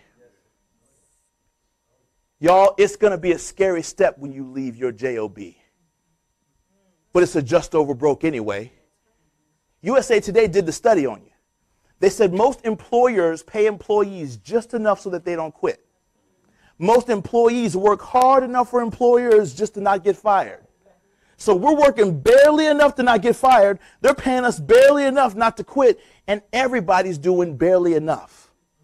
And you wonder why there's so much scarcity in the workplace. Are you with me? It's time to get out of that. Why? Your family deserves better. Say, oh yeah. Oh, yeah. You deserve better. Say, oh yeah. Oh, yeah. Your life deserves better. Say, oh yeah. Oh, yeah. God deserves better. Say, oh yeah. Oh, yeah. Don't you got stuff to do? Don't you got lives to change, people to impact, touch? What? We got to make this thing happen, y'all. And the time is now. So let's talk about a couple things that I think that you could do if you really want to kind of take it to that next level as it pertains to being caught between a dream and a job. One of the first things I believe that you got to do is you got to get mad. I need you to make this the year that you make a list of compelling reasons why you no longer will stay in your job. Because the problem is this. We live in a culture that celebrates the new year and the resolutions and all that stuff. And here's the truth. I could really give a rip about all that stuff. Because what you want doesn't matter. The real question is, why do you want it? Say that back to me. What you want does what? Does not matter. The real question is, why do you want it? Tweet this, post this. When the why is strong enough, the what doesn't matter and the how shows up. I'm going to say that again. When the why is strong enough, the what doesn't matter. What you want doesn't matter. And the how, in terms of how you're going to get it, shows up when the why is strong enough. So what is your compelling reason why you want what you want? Why? Is it an absolute necessity? Why is this the year that it has to happen? It's got to be a must. It can't be a should or an ought to. Come on, we all know this, right? I should do this, I should do that, and you should all over yourself. We've heard that a million times, right? Some of y'all haven't. Okay, I just got that, right? Hello. There's always a few in every audience. Yeah, but no, seriously. As long as what you say you want to do is a should or an ought to, it's a... You change when it becomes a must. When you put a stake in the ground and you say, no more will I settle for this. Does that make sense? Think about any one of you in this room. If you think about when you made a major change in your life, you made that change at what we call in psychology a strategic, they call it, you hit what they call in psychology threshold. Does that make sense? Where you said enough is enough, right? No more, I'm not taking no more of this. It's a must. So here's my question. I need you to make a list of musts. Why is this the year that you must shift? Because if you don't get mad, you're not going to do it. As soon as one bill, as soon as one obligation, as soon as one thing happens with the kids, you're going to shift back to safety. Does that make sense? I love something Robert Kiyosaki taught me many years ago. He said, Del Toro, the price for freedom is security. But the price for security is freedom. So you're paying a price right now with your secure paycheck, but the truth is your paycheck is not even secure because most of you all in this room, whatever your paycheck is, it's already spent by the time it hits your account. Can I get a witness? Come on, somebody, right? And you got more month at the end of the money. Can I get a witness on that one? Come on, somebody, right? So in other words, your expenses have already outgrown the check that you're already getting. So there is no security there. Does that make sense? So let's go ahead and sacrifice the security so that we can go ahead and get the what, y'all? The freedom. And if you do freedom right, there's plenty of security in it. Are you with me? There's plenty of experts this whole weekend that are going to teach you as you build out and you create the 6 and 7 figures and you create the multiple streams of income and you do all those things to create a sustainable platform in your business and passive residual income and all those other great things, y'all. That gives you the security in your freedom. Yes or yes? But you got to be willing to make a trade at first. And I know that's a scary trade, but you got to do it if you really want to be free. Visit CaughtBetweenADreamAndAJob.com right now to get your copy of this life-changing program. How many of y'all in this room know you need this program right now? Throw those hands way up. Those hands way up. Absolutely. There's a bunch of folks right here in this room that need this program. I only got a few of them, but you can order it online right now. CaughtBetweenADreamAndAJob.com. So we got to get mad. Somebody say, get mad. Get mad. Next thing you got to do is you got to understand a powerful equation. Can I give you a quick equation on what it's going to take for you to make some money? Say, oh yeah. Oh yeah. I want you to write this down. I believe that purpose plus, say plus. Passion, plus, say plus, proficiency, somebody say plus promotion equals profits. Okay? Purpose plus passion plus proficiency plus promotion equals profits. Are y'all with me? Can we do some math right quick? Say, bring it on. Can we have fun and do some math right quick? Say, bring it on. I love it. Are we having fun? Say that. Say, oh yeah. This is 72 hours of power, baby. We doing this thing. We rocking this thing out right. Purpose. First question I have for you. Why you need this system? Do you know with absolute clarity what your assignment is on this earth? Fantastic. When you know what your assignment is, profit becomes 10 times easier. Because God has already ordained your customer. You just got to know what it is that you're offering them. Wow. Does that make sense? I love something. I was in a green room with a guy that everybody here knows. His name was Bishop Noel Jones. And we were getting ready to go on a famous talk show together. And he said, Del Toro, I really believe this. He said, as soon as God dropped you on this earth, he dropped a problem on this earth at the same time. And he said, when you and the problem you were meant to solve collide, calling and purpose has been reached. And you're supposed to spend the rest of your life living out your calling by resolving the problem that you were created to solve. Are y'all with me? You want to know what profit is? Getting paid to solve a problem that God already equipped you to solve from the beginning of time. That's just fun. Are you with me? Say, oh yeah. Oh, yeah. Am I helping anybody in the room? Amen. Oh, yeah. Okay, cool. So you got to know what your purpose is. And we dedicate a whole hour-and-a-half session to help you master your life's purpose. I ask you 30 of the most challenging questions you've ever been asked in your life. Because I believe that from the time that you were born, there have been signals that life has been sending you to help you understand your life's purpose. Does that make sense? Say, oh yeah. In other words, what do you love to do? That's just one simple question. Not what do you like to do, but what do you love to do? What do you absolutely love to do? It should only be a few things that you love to do. That make sense? Let me ask you this question. If every occupation paid the same money, what would you pick?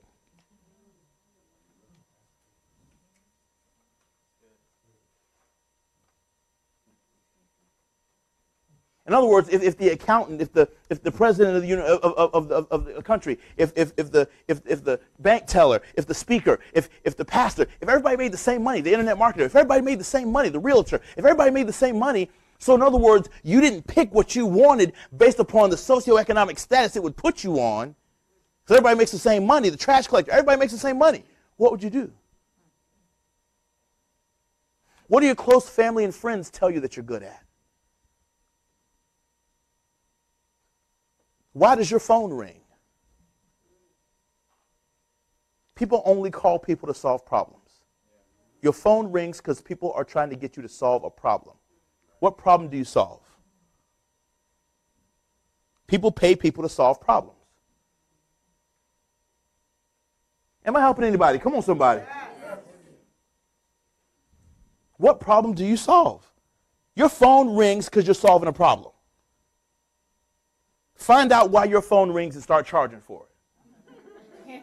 You just missed it. Come on, somebody. Put that hashtag, that learn why your phone rings and charge for it. 72 hours of power. Del Toro is still in first gear. Holla at me. Are we having a good time? Say, oh yeah. Oh, yeah. Is this good? Yeah.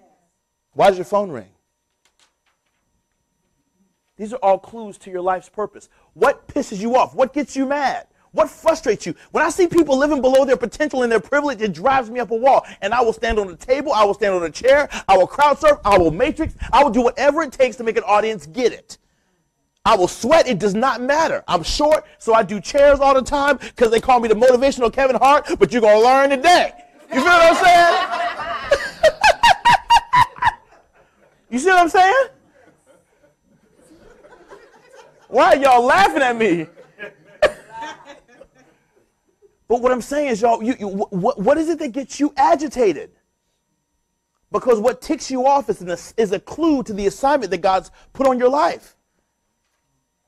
What frustrates you? That's a clue. So we say that's a clue. There's tons of incredible questions like that. And here's the thing.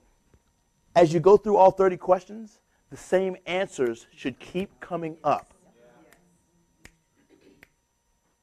Because the more it comes up, repetition is the mother of skill, rehearsal is the father of learning. The more it comes up, the more you get it. Does that make sense? There's a reason why your phone rings. People call me because they want me to coach them. They want me to develop them. They want me to help them build a platform for speaking, coaching, et cetera, et cetera. I know why my phone rings. People want me to help them operate at peak performance. I know why my phone rings. Why does yours ring? Does that make sense? Pay attention to the positive people in your life and what they're telling you you're supposed to be doing with your life. There's a reason why they're telling you that. And you can't figure it out by yourself because it's hard to see the picture when you're the frame. You missed it. Come on, somebody. It's hard to see the picture when you're the frame. You need somebody on the outside of you looking back at you to tell you how bad to the bone you really... I felt it. I'm sorry. I had a moment. But do you see what I'm saying? You need somebody looking back at you to tell you how incredible you are. It's hard to see the picture when you're the frame. You need somebody to look back at you and tell you. A year and a half ago, I had a wonderful honor that I'm still blown away by to this very moment. The story of how I became who I am. I got a call one day from someone. He said, Joel Osteen is talking about you. I said, what? He said, yeah. Joel Osteen just talked about you in his sermon. And I'm like, oop. So I go online and I find it. He was preaching a sermon called Tell People What They Can Become. In that sermon, he was talking about the importance of speaking destiny over people. And he used several examples. He used how his wife Victoria spoke over his life, that while he was a videographer at his church, that one day he would be able to pastor and lead that church. He told the story of the first woman that told Oprah Winfrey that she was beautiful. He told the story of the first guy that told Denzel Washington that he would be somebody in a barbershop. He told the story of Tommy Barnett, who created the Dream Center in Los Angeles. And then he tells the story of this young guy from Tampa, Florida, who was labeled an at-risk youth in the 5th and 6th grade, told that he wasn't going to amount to much of anything. His parents got divorced at an early age, so he had a lot of problems in school. But one day, a 6th grade teacher came into his life and changed his life on the first day of class in the 6th grade. And she said, son, you're not a youth at risk. You're a youth at promise. This young boy had been put into a class full of all at-risk kids and basically been written off by the educational system, said, hey, we know your future. But his 6th grade teacher says, you're not a youth at risk, you're a youth at promise. And I'm not just going to teach you this year, I'm going to mentor you. And that teacher took him at recess and let him spend 30 minutes with his friends, and then the other 30 minutes he spent with this teacher every day, learning about life. After that 1 year, he had no more academic challenges. Went on to Florida State University, got a bachelor's and master's degree in 5 years total with a 4.0 and zero debt. $50,000 a year job 6 months before he graduated. Came out and started working in corporate America and then got laid off and went from 50 grand to nothing in a day. 1 year new to the company. Of course, that young guy is me. But to hear my story in the company of these amazing people, shared by this incredible preacher, America's favorite communicator, they call him, humbled me. I was like, wow. Tell people what they can become. You see what I'm saying? It takes somebody outside of you looking back at you to tell you how awesome you are. Back then, I was into New Edition. And the Fat Boys. So my 6th grade teacher, Miss D, she said, listen, baby, if you can remember Fat Boys and Cool It Now and Candy Girl, right, and all them songs, you can learn these presidents of the United States. Come on, somebody. And she called my mama and she said, let me tell you something. We are going to tag team on this boy because he is destined for greatness. I think every time we go up to a service person, we should say thank you for your service in the military. Yeah. But I think every time we go up to an educator, we should shake their hand and say thank you for your impact. You agree with that, y'all? Yes. Because all of us have someone who at some point stepped into our lives and flipped the script. And that was Miss D for me. She put me on purpose. And she taught me about something called potential. Are y'all with me? And I'm here today to call out your potential. To call out of you and put it in front of your face and say, listen, you ain't nowhere near where you know you're supposed to be. Supposed to be. Did you catch that, y'all? Did you catch that southern right there? Your potential, can I help you out with something? Is this helping anybody, y'all? Your potential should tick you off. You know the difference between me and most people is that I actually got ticked off by my potential. Because the potential is a possibility of something, not the actual thing. You got potential means nothing if you do nothing with it. Come on, somebody. I don't want anybody to say, man, that Del Toro, he had so much potential. What? I want people to say that dude literally used every piece of potential he had. I want to do what my granddad in the industry taught me to do. Dr. Miles Monroe. He said, live full, die empty.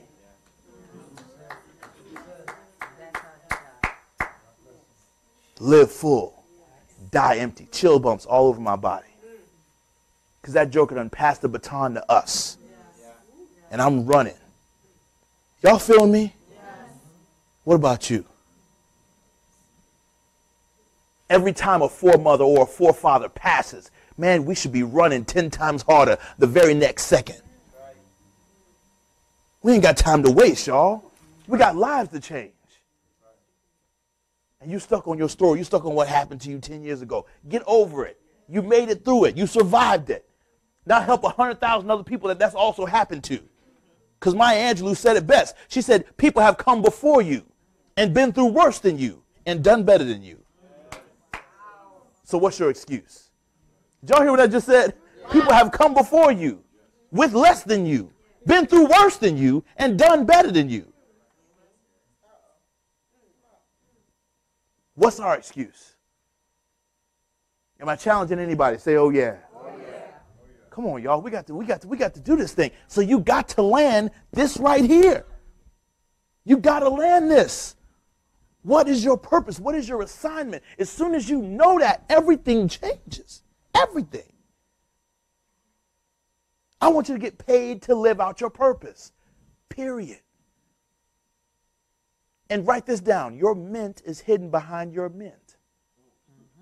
That'll change your life. Your mint, your real money, is hidden behind what you're meant to be doing with your life. Your mint is hidden behind your mint. Tweet it, post it. At De La Toro. I got you. Y'all ready? Can we keep going? Say, oh yeah. Oh yeah. So people confuse these all the time, purpose and passion. They're very different. Purpose is what you're meant to be doing. Passion is the chutzpah, the swag, the fire. Come on, somebody. The ninja with which you do it. Whatever you decide to do, I need you to do it and crush it. I need you to make a commitment that whatever you do it with a level of intensity and drive and passion that makes people remember you.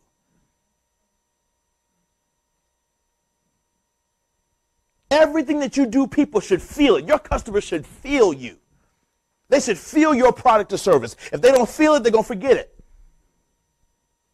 Make people have a visceral experience with you. You will always remember the day you met De La Toro McNeil. Why? Because I'm just that crunk. I don't care.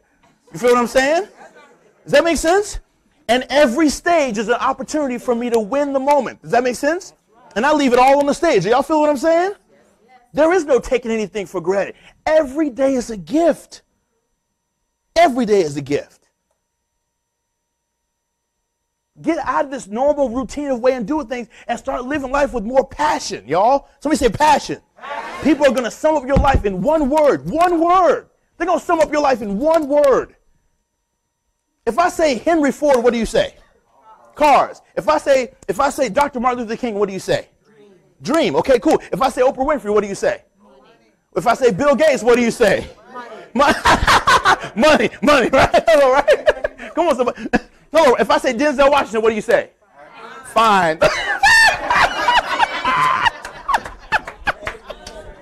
No acting, no directing, just fine.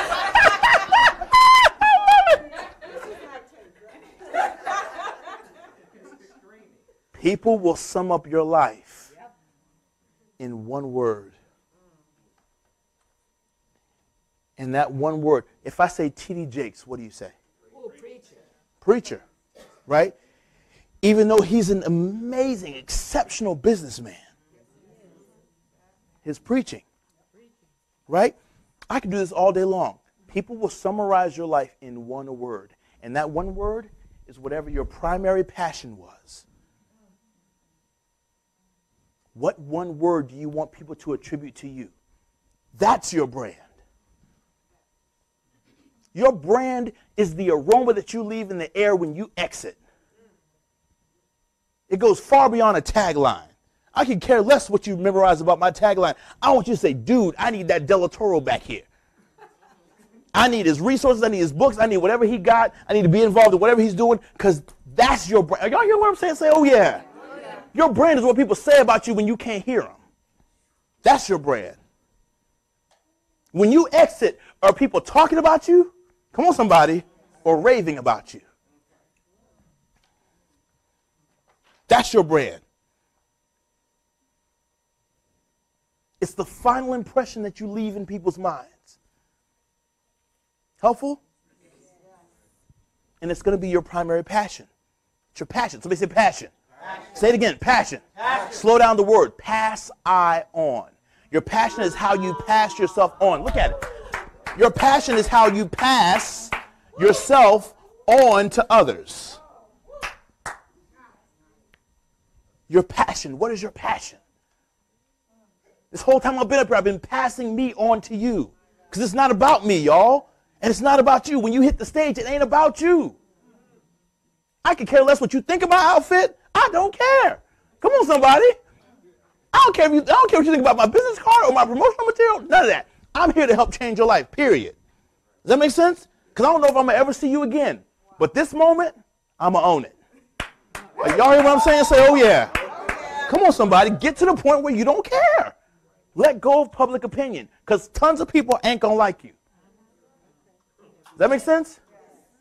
But make sure you have an attitude that says, I want you, can I take, if you develop a mindset that you have an attitude that is like honey, where people want to be around you. Does that make sense? Versus kryptonite. Does that make sense? One of the things people say to me all the time, they say, man, Del Toro, you're so humble. For all that you've done, you've accomplished, you're so cornbread, you're so down to earth. I don't know any other way to be. Does that make sense? My mama taught me years ago, step up and never believe your own press, never believe your own hype. Come on, somebody. You could be up one day and down the next. Come on, somebody. The Lord giveth and the Lord what, y'all? Taketh away. So I've learned to be like Paul and be content and stable in all things. Come on, somebody. A base or a bound, I'm right here in the middle. If I have a $70,000 month in my business, you ain't going to know it. If I have a $7,000 month in my business, you ain't going to know it. Why? Because I learned to be content. Come on, somebody. Be stable. Y'all feel what I'm saying? Stay humble and stay hungry, and you can have a lifelong career, changing lives and impacting people. Stay humble and hungry. Say that. Humble and hungry. Say that. Humble and hungry. And you can go a long way. But make sure you make a commitment to pass yourself on to other people, because that's what your passion is. Now let's go to the third one. Big one right here. Proficiency. Say proficiency. One of the biggest things that I see, Shay and Trevor, that keeps people from taking their business to the next level and going after their dream and even getting out of their job into their dream is proficiency. Most folks have a gift and they ain't good.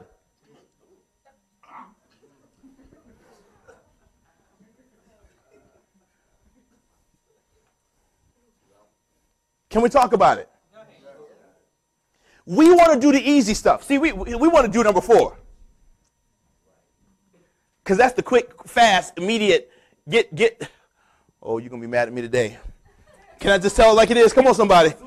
Watch this, watch this. See, we want to skip over this one right here, and we want to go straight to promotion because we've created a narcissistic society that thrives on likes and comments. Let me help you understand something. Likes and comments do not equal sales. So you got to learn how to turn likes and comments, come on somebody, into clients. You got to learn how to turn followers and fans into clients and customers. Hello, right? Are you here? Can I get a witness in the building? It's quiet. We're not wanting to talk about that one. See how quiet it got? We want to get to promotion and we haven't gotten good. Are you incredible at your craft? And we're going to be talking about this a lot tomorrow. Because especially all y'all in here who I'm coming back tomorrow, and all y'all who are speakers and trainers and coaches and all this stuff like that, I'm calling you to the carpet tomorrow. Because you aren't going to get big money in this industry unless you are incredible. You've got to develop your craft and be amazing and be so good at what you do that people sit back and be like, dang. I need you to be amazing at what you do. Not decent, not good. Oh, it was a good speech. Are you exceptional?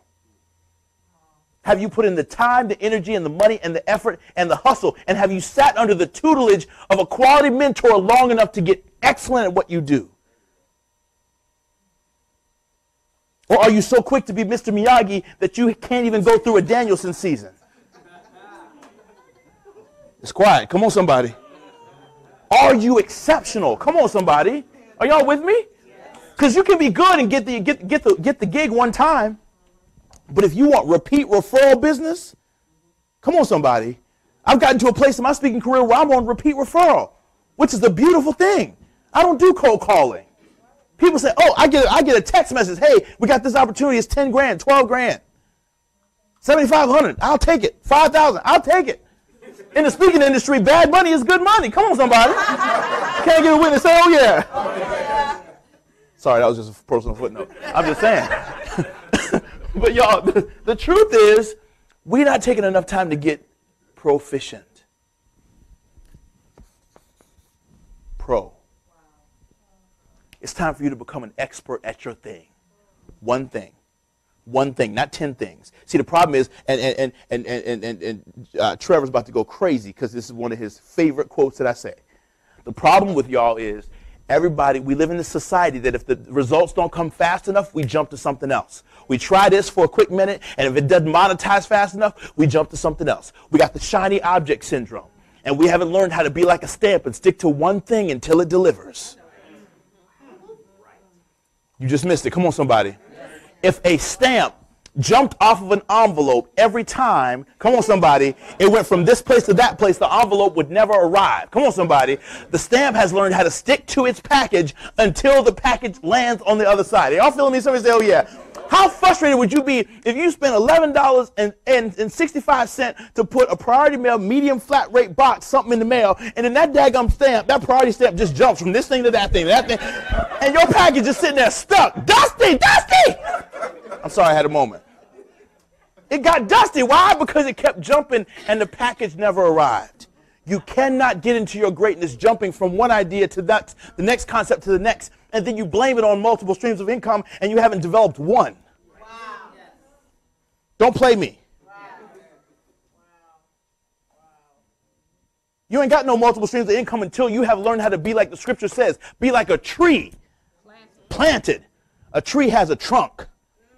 You develop your trunk of your brand and your business first. Does that make sense? Your core. And make sure you got plenty of revenue coming there. Then you branch out into other things. Does that make sense? And then guess what happens, y'all? If something happens to one of those branches, guess what? You can cut off a branch. I invested in real estate. I took a lot of speaking money, invested in real estate. Real estate killed me. I had to cut off the branch. But I had to. But guess what, y'all? My trunk was just fine. Y'all feel what I'm saying? So I was able to grow bigger, stronger, better, everything. Y'all feel what I'm saying? But you got to have that trunk. What is your trunk? I've never seen a tree come out of the ground with multiple trunks.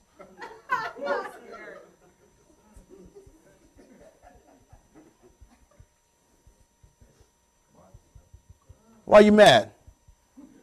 I'm here to help you. Go to caught-between-a-dream-and-a-job.com. If you like this, if this is the appetizer. This is bread coming to the table. This is salad. Get this system, it'll change and transform your life. I guarantee it. I stand behind everything I ever create. it'll absolutely mess your life up. Get amazing at what you do. And then once you're amazing, then let's start telling everybody about it. Wow. And some of you all in this room are amazing. And your promotion is whack because nobody knows. And you need to get with the right team that can help you get the message out. That's why I literally stand on chairs and give a standing ovation to Shay and Trevor for what they have created, this platform that allows us to promote our message all around the world. Isn't it incredible, y'all? Absolutely amazing.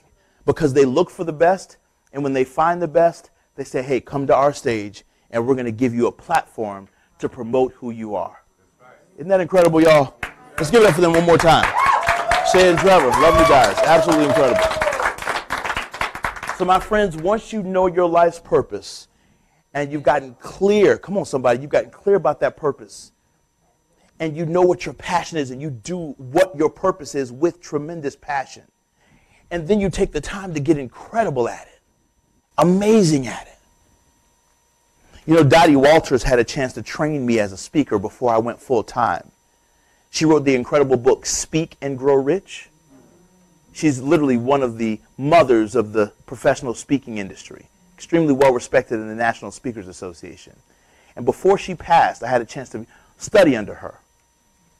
And she said every professional speaker needs to give 300 free talks before they ever charge a dime.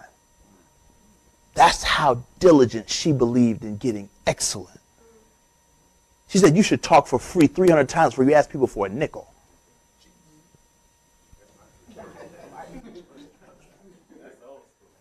That's old school, but it produces excellence. Watch this. And I love something T.D. Jakes taught me in a private meeting 2 years ago. He said, Delatoro, you never have to worry about over-promoting yourself because excellence cannot be hidden. Wow. If you go to an excellent restaurant, you're going to tell somebody. If you see an excellent movie, you're going to tell somebody. Come on, somebody. If somebody provides an excellent product or service, if you go on an excellent vacation, you're going to come back and rave about it. And word of mouth is still the best form of advertising to this day. Are y'all with me? Yes. Be excellent, and you're going to make money. They asked me to come, literally, this is impromptu. They asked me to come and just share a few thoughts and principles from Caught Between a Dream and a Job. Has this been a blessing to y'all? Has it added some value to you? To show you how impromptu it was, I wrote some notes on the back of a paper plate. This was my prep time. Come on, somebody. Are y'all feel what I'm saying? I'm just telling you. But when you're excellent at what you do, you don't need a lot of prep time. It comes off the hard drive of your heart. Hello. Yes. Did you hear what I said? Yeah. Have you loaded the hard drive? Scripture reminds us to be ready in season and out of season, so that when the lights and the mic goes on, you can explode. Are y'all with me in here? Come on, somebody. I want everybody who's watching online, go to caughtbetweenadreamandajob.com right now and order this incredible system. And I want at least 6 of y'all in this room to grab the 6 of these that I have that I brought with me. All right? Own yours. It's only $100. It's normally $297. It's only $127. Okay? More than 50% off. So I want you to grab yours so you can change and transform your life and take it to that next level. This is over 10 hours of my best coaching to help you shift out of your job and get into living your dream full time.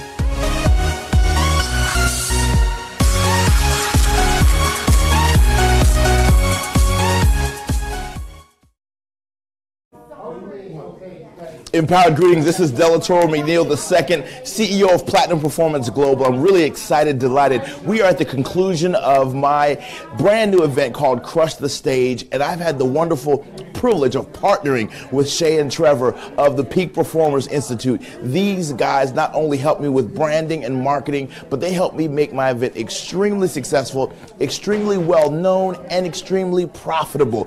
I cannot tell you the level of quality and excellence that these dynamic gentlemen and their entire staff and team come with and operate from. So if you're seriously serious about taking your business to that next level, about taking your empire that's already good to from good to great, as Jim Collins would say, then I highly recommend that you strategically partner with Shay and Trevor and the Peak Performance Institute. Their team is second to none. Their graphics are amazing. Their marketing, their branding is amazing. Their strategy is amazing. And their hearts are tremendous. They have hearts to serve, hearts to build, hearts to lead, hearts to take your vision and make it a profitable reality. There's folks all over. It's after midnight and nobody wants to go home. Why? Because we partnered together to create an epic event, and I'm really, really excited to partner with these guys. Love them like brothers, and I highly recommend that you take your business and your project and your venture and partner it with the Peak Performance Institute. You'll be glad you did, and your bank account will be fat. Bless you. This is Del Toro. I'm out. Stage crushers. Holla at you.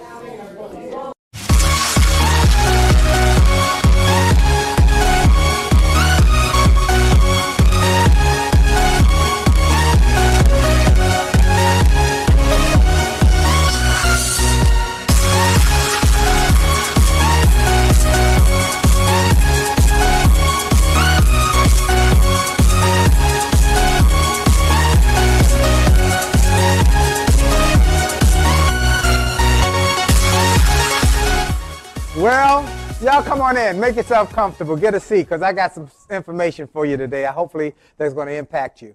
I have only just a minute, only 60 seconds, and it forced upon me, can't refuse it. Didn't seek it, didn't choose it, but it's up to me to use it. I must suffer if I lose it, give account if I abuse it. Just a tiny little minute, but an eternity is in it. Good afternoon, ladies and gentlemen, everybody here and everybody around the world. God bless you, and good afternoon. How y'all doing? All right, let's make some noise. Let them know all around the globe that we are packed up in here. Everybody make some noise. All right, yeah. Well, I want to first thank Shay and Trevor. I always have to take a moment because I mess up their names when I put them together, but it's Trevor and Shay.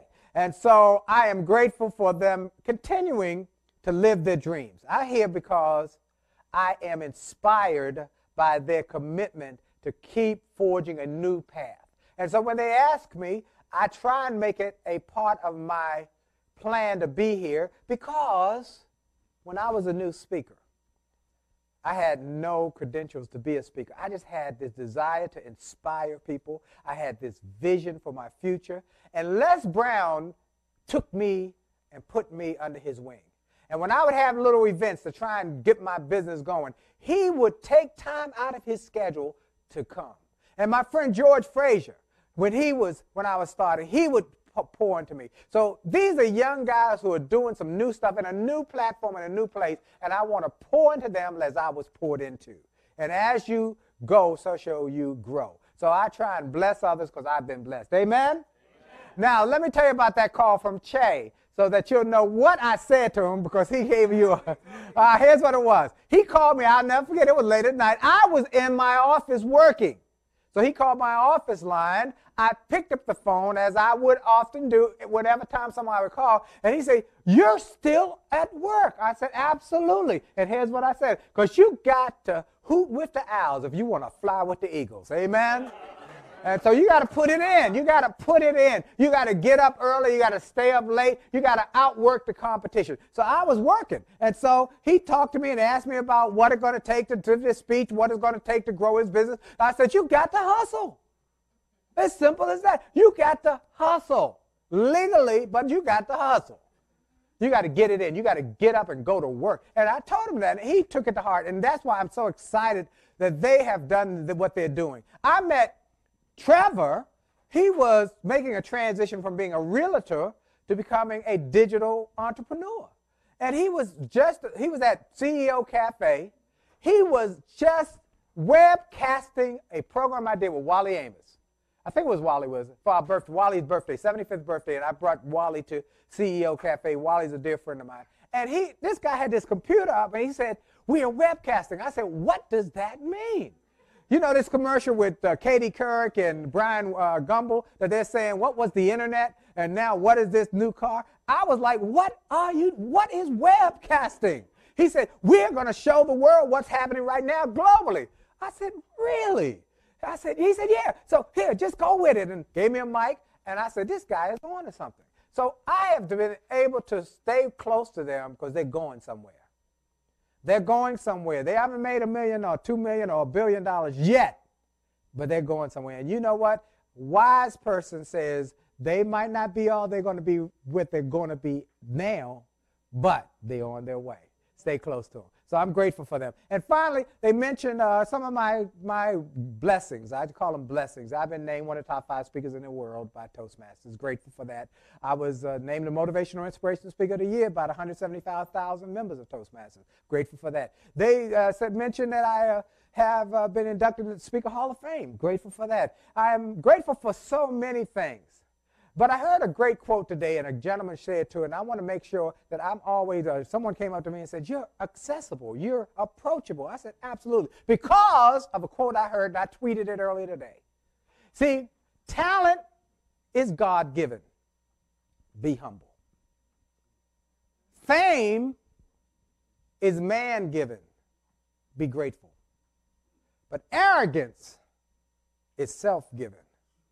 Be careful. Come on, somebody. And I have to make sure I'm not arrogant because it's God who do the work through me. I give him glory every time I get up to speak. I give him praise.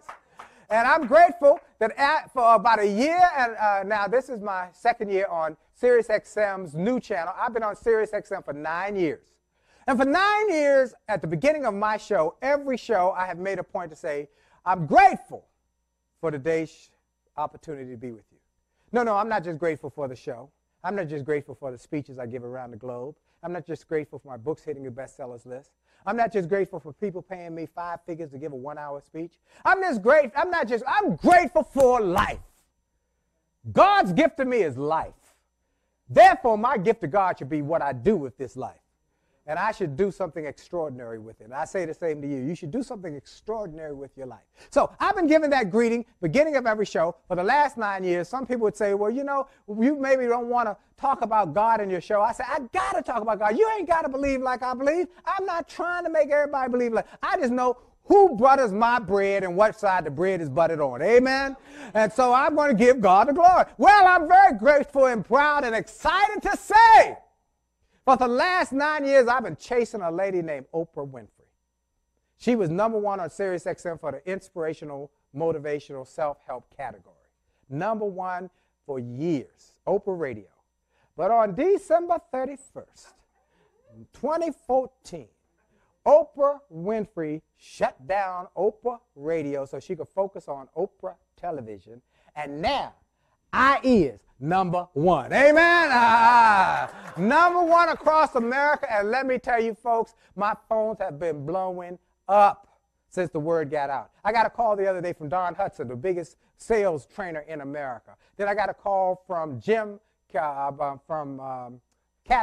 Jim Cathcart, one of the great sales trainers. Then I got a call from the Chicken Soup for the Soul authors. Can we come on your show? Harvey McKay. I mean, it's incredible. The A-listers are calling now, and I'm grateful. That's because I give God the glory.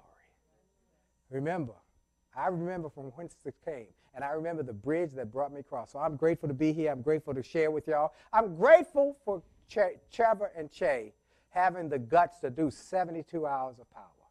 That's just awesome. And they're bringing in some great thought leaders. They're sharing it free with people globally so that you can grow your business. Now, next thing I want to do is this. I want to do a test.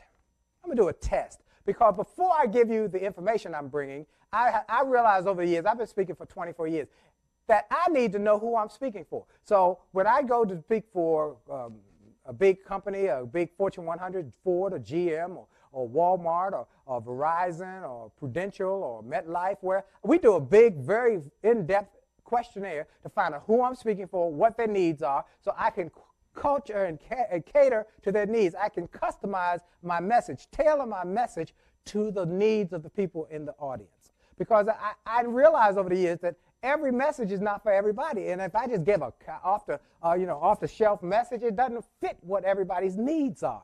So that's one thing. The other thing I'm going to do a test is to see how many of y'all are out there. I want to know how many, because I learned something over the years. This is a tip for those who are authors, for those who are doing radio and television interviews, particularly radio. I get offers at least, I would say my wife runs my company. She takes the calls. We probably get 20 calls per week for radio shows wanting to interview me. And obviously, I cannot do that. I got my XM show. I got my daily show on WHUR. Hopefully, if you're in the Washington area, you can hear that every morning right before Steve Harvey, also #1 in the market for the time period. But I can't do all the interviews. So I have to pick and choose which interviews. Now, they have a group of questions that they ask the person on the other line. Where's your show broadcast? And they'll tell it. And then they say, what is your listenership? Because if I'm going to take time out of my schedule to do this, it has to bring me some return on my investment of time. Well, sometimes people say, oh, you know, we got 20 million listeners. I know they lied, okay? But I have to find out if they lied. And sometimes I give them a shot. Now, I have a test to see if people are actually listening. What I do is, somewhere in that interview, I give people who are listening an offer that's so stupid, so incredible, so outrageous, that they would be crazy not to take advantage of it. And if they don't take advantage of it, I know nobody's there. Now, when I did one big national radio show, I gave the offer, the phones lit up. I said, somebody listening. I think we had about 3,000 calls who took advantage of it.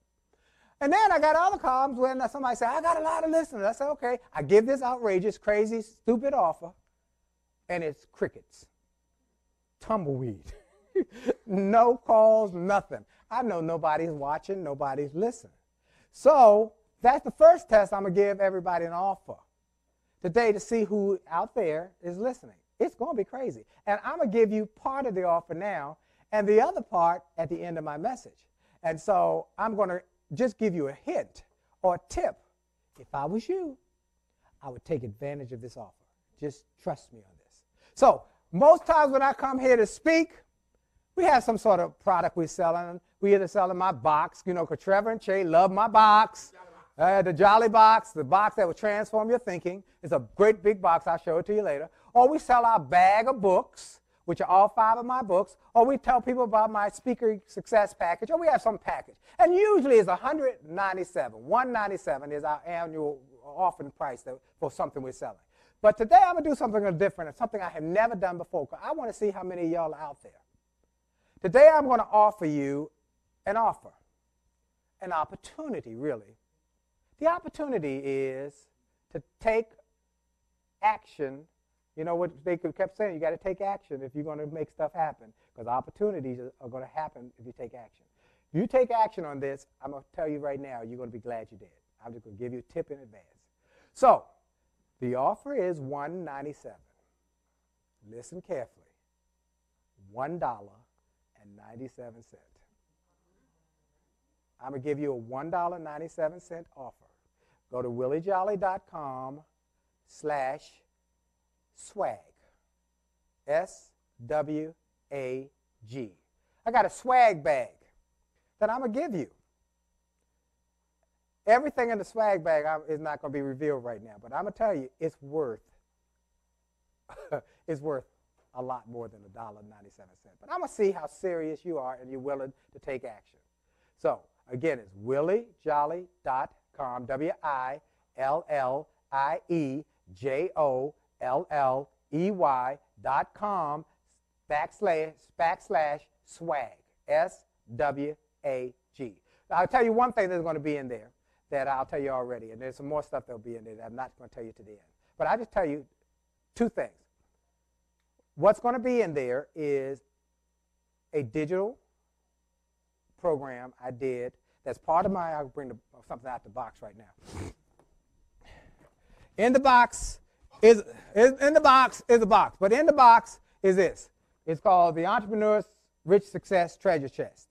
And this is this package, I think it's $3.97 on my website. In this package, though, there's one audio that just continues to get rave amazing reviews. Willie Jolly and Les Brown together, The Millionaire Mindset. We did a program together. It's off the chain. That's in the swag bag. It's a $1.97. You get that. And it'll tell you the mindset. Now, there's going to be a lot more in the swag bag. I'm just giving you a tip right now. Take advantage of the swag bag. The reason I'm telling you to do it right now, so I know how many of y'all are on. Second, because the offer is going to disappear soon. I'm not going to tell you what time, but I can guarantee it's going to disappear sometime within a short time after I finish this presentation. It's just going to disappear. When it's gone, it's gone. That fair? Okay. Next question I want to ask you is this. This is a test, because I got to know what people want. We are here for a revolution, a revenue revolution. Am I right, Trevor? And so this revenue revolution, I want to find out a question, and I want a room, and I want y'all to give this, because my presentation will be dependent on the answer I get from this. Now, for the people in the room, and I can't see the people online, but I'll just use the people in the room as my test group. I want you to be honest, because no one can see you but me. How many of you in this room would be ecstatic to make $1 million personal income in the next year? Yeah. All right? All right, ecstatic, just over the top. Now, how many of you would be ecstatic if you made $500,000 in the next year? Okay? How many of you would be ecstatic if you made $250,000 in the next year, personal income? All right. How many of you would be ecstatic if you broke the $100,000 mark in the next year? Okay. And how many of you just want to get the 50 grand other than your job? All right. Okay. So that's okay. So most of the people are in the $500,000 to $250,000 range, somewhere between $100,000 to $500,000. That's good. And right now, because we want to get because I've learned something in 25 years. There are a number of things I've learned. One, I've learned that the information that I need to know to start my business is different than the information I need to grow my business. It really is. There's a different mindset for a startup than there is for expansion.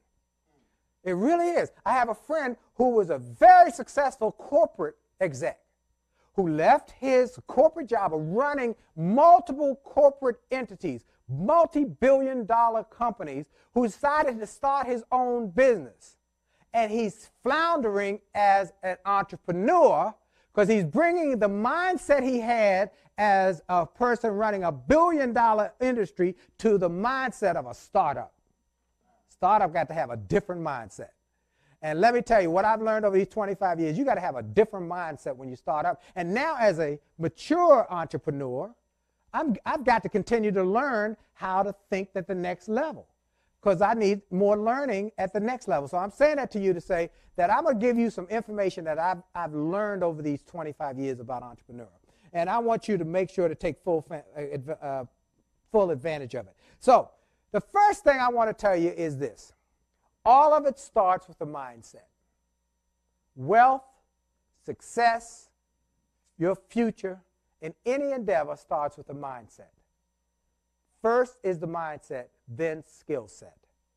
First set, mindset. Second set, skill set. Many people start working on the skill set before they have the mindset, and they crash and burn. So you got to work on the mindset development of a millionaire before you work on the skill set. Because, case in point, we've seen so many athletes who've been given million-dollar contracts. They had the skill set to make millions, but they didn't have the mindset to keep it. And 5 years later, they broke. I mean, am I right? And so we've seen story after story in the news about people who win the lottery, who would get all this money, and they lose it with it because it's the mindset is the most important thing. So I want you to work on your mindset. What is it going to be to create this mindset? Well, I'm going to give you some ideas and some things I've learned in the 25 years I've been speaking. One of the things, let me say one other thing I've learned. I'm going to give you a message I gave maybe 20 years ago. I don't think I've given it in 20 years. And it's some points that I would give to people back then when I was getting up and going. And one of the things I've learned is that some of the thinking I had back then was wrong. It was wrong. I used to tell people, if you're not an entrepreneur, you'll never be wealthy. And that's not true. That's not true. And I've heard it from people even on this stage. If you're not an entrepreneur, you'll never be wealthy. That's not true. You can be wealthy working for somebody else. Case in point, Steve Ballmer does not own Microsoft. He worked for Microsoft. He was president of Microsoft, CEO. He's a multi-billionaire. He just bought a basketball team for $2 billion. He's wealthy. He works for somebody else. You can be, there are a lot of CEOs. Last night I was at a dinner for the black engineers. I was a special guest. There were CEOs of the major defense contractors there. Many of them get paid $500 million a year. They're wealthy. They work for a company. And you can be wealthy working for somebody. So that was a maturity. I had to mature in that. What it takes, though, is, again, the mindset. Whether you work for somebody else or work for yourself, you have to have a mindset. So what is it going to take? Here's what it's going to take. Y'all write it down. It's called the P's to prosper your future. I haven't done this. My wife haven't even heard this. I don't think she's ever heard this. She's heard every speech I've ever given. Okay? By the way, when I talk about my wife, y'all know I get weak in my knees because we're newlyweds. Y'all supposed to clap. June 28th, we'll celebrate 30 years of marriage. And I said we're newlyweds because I still got the fire for her. When you see me, you see her. And when you see, we were just talking on the way in here, and that John Legend song came on and said, all of me loves all of you. I love all of her. I love every little piece and part of her. And she said the same of me. I said, hallelujah. So 30 years, we go everywhere together. We live in our dream. Is it challenging? Yes. Another thing I learned about success over these years, every level is a new challenge. So there's a startup challenge. And you get to that level, you think you're grooving. I remember when I got to if I could just make $1,000 a speech. God, if I ever, I'll be like, and when I got to 1,000, I said, but I got to go to the next level. And when I got to $1,500, I had to leave the people who I used to work with, who paid me $1,000 very easily. I had to leave them and go up to the $1,500. They couldn't afford it. And then I went to $3,000, and I had to leave those people. Then I went to $5,000, and I was afraid each level. Let me tell you, I was afraid. What am I going to do? Who's going to? But every time I would take the step of faith, there would be a new audience waiting for me. And when I got to, and if I could ever get to 5,000, got to 5,000, and then it really started. And when I got to 10,000, it really started changing. And when I got to 20,000, who could pay you $20,000 for a 1-hour speech? But let me tell you something, folks. There's still a lot of people out there who want what you got if you got value. The value in the marketplace is the value you bring. Let me tell you one other thing I learned. If you have no value, a penny's too much, and nobody will pay you.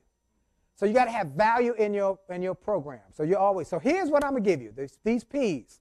And they're going to impact you, I guarantee you, because I know what level you are now. And I hope y'all remember to take advantage of that offer, $1.97, williejolly.com/swag. I'll tell you the rest of it when I get to the end. Here we go. You got to have a purpose.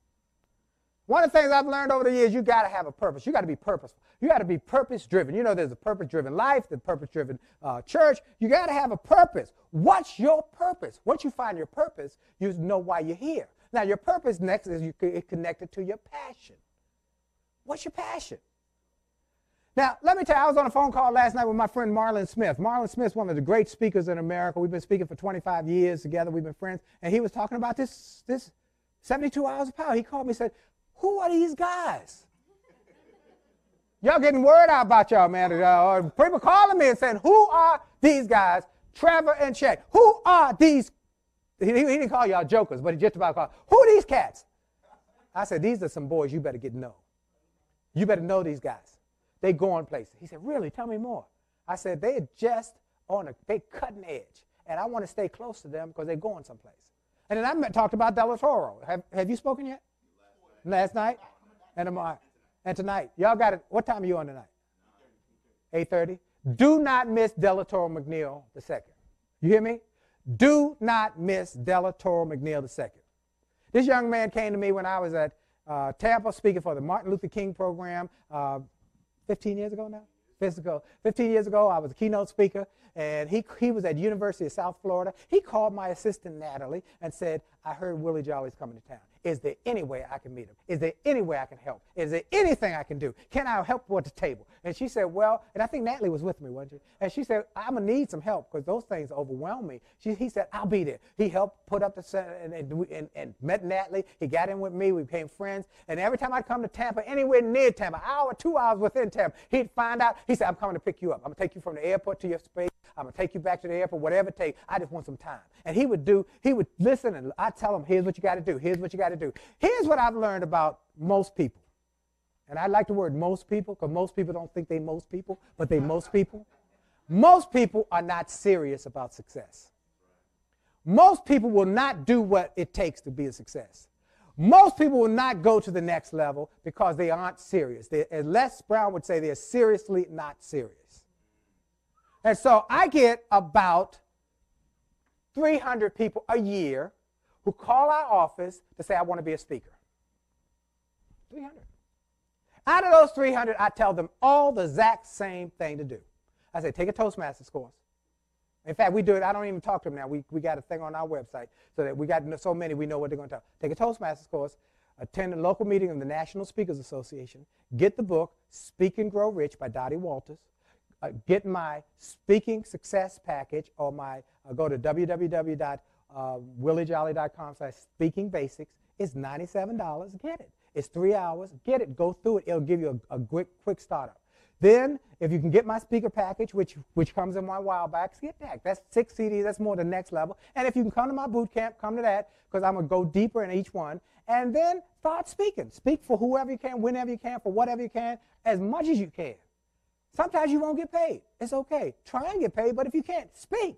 Because every time you speak, you'll get better.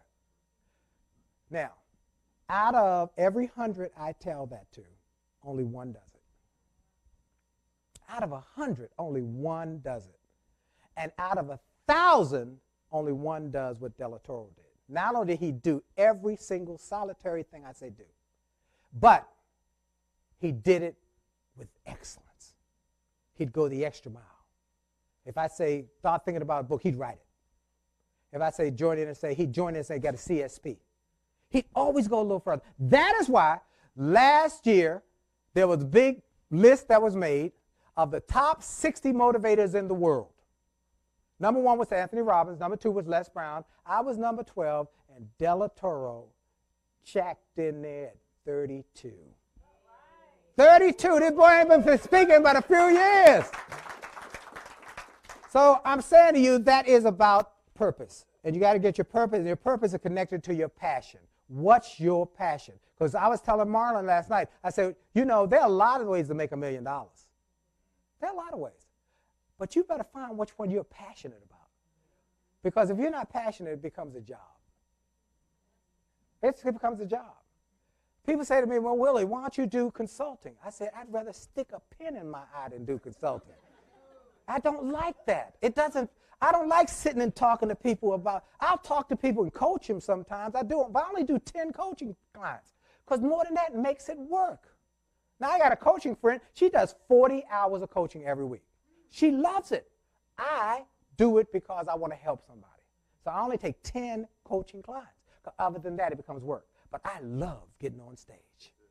I love inspiring people. I love talking to people about their dreams. I love encouraging entrepreneurs. I love encouraging people who want to live their dreams. So you come up to me on the street and you ask me for a penny or a dollar or a quarter, I'm going to stop and give you a seminar. I'm saying, why are you settling for pennies when you can have dollars? Why are you sitting here asking for a handout when you got the ability to communicate? Come on now. This is your time. This is America. Did you know that the average person who was born in America becomes a millionaire 4 times slower than someone who came here who couldn't even speak the language? Because they came here with a new mindset. This is the land of opportunity. They come from a place where they may make $5 a day. And they get to America, you can make $5 an hour or $10 an hour. They go nuts. They get 3 jobs. Did you know I just had on my XM show airing today at 4 o'clock, Norm Jenkins. Norm Jenkins is the African-American owner of the Marriott Marquis Hotel in downtown Washington, D.C. The biggest Marriott flagship hotel African-American owner. I'm very proud of him. He's a friend of mine. But he shared something with me. He said, did you know that African-Americans are only 2% of the hotel owners in America? That the majority of hotels are owned by people who came to this country and couldn't speak the language. 60%. 60%. So what I'm saying to you, this is America. Be passionate about what you do. I'm passionate about pouring into people, inspiring people. That's what I live. So first is purpose, then passion. Then you got to do some planning. Prior planning prevents piss poor performance. You got to get some planning. Now, here's what I've learned in these 25 years. I used to just say, have some planning, get a plan. No. You have to have some planning. That means multiple plans. First plan you got to have is your plan where you going. Where are you going? Because if you don't know where you're going, any road will do. Am I right? So you got to have a plan. Well, you got to have some goals. You got to have goals. And I was on radio Radio 1 yesterday, TV 1 with Roland Martin show yesterday. And I did a whole piece on resolutions are a waste of time. Don't do any resolutions. Set goals. Because the Bible says, write the vision, make it plain that he that reads it may run the race. So you got to have some goals. By the way, next Saturday, if you're in the Washington area or you want to come to Washington, we're having our goal-setting seminar. We did one January 3rd, first time I've done it in multiple years. We did our goal-setting seminar because I want to help some people become multiple success stories, not just one, multiple success stories. So help them set their goals this year. So we're going to do it. We did it. It was so fantastic on January 3rd. So many called and said, can you do it again? Because my sister couldn't come or somebody wanted to come or somebody needs to have it. So we're going to have a second one on February 14th. So go to williejolly.com/amazing. Is that the right D? Amazing. Have an amazing year. But this is, look, this is I think it's $99 for 2 people because you got to bring an accountability partner.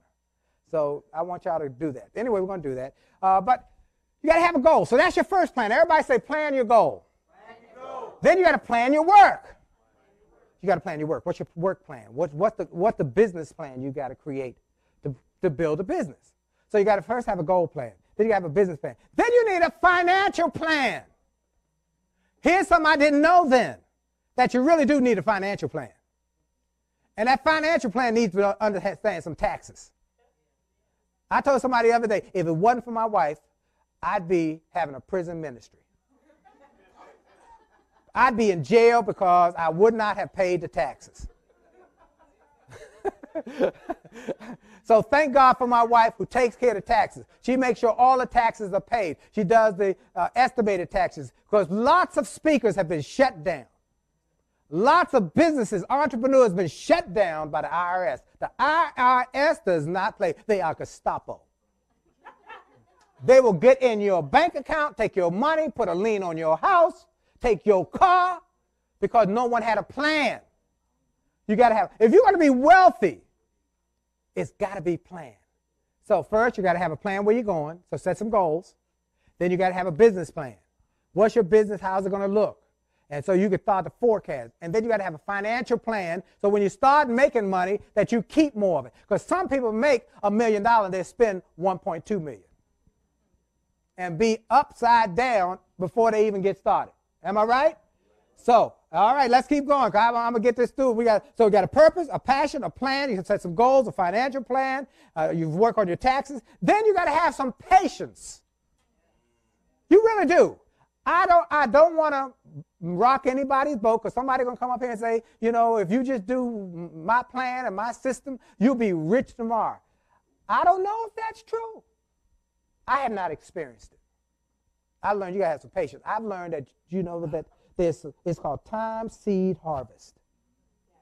It's called time, seed, harvest. That's how it works. You go out and put a watermelon seed in the ground tonight. Tomorrow morning, there will not be a watermelon. It takes some time. It takes some seed, and it takes some harvest. It's going to take some time for that thing to come up. It's going to take some time. Now, but then again, what kind of dream do you have? See, there are 2 types of dreams. They're mosquito dreams, and they're elephant dreams. Now, a mosquito dream is a little teeny-weeny dream that you can have tomorrow. You take a male mosquito and a female mosquito, put them together. They have a gestation period of 24 hours. Tomorrow you got a baby mosquito. But an elephant is different.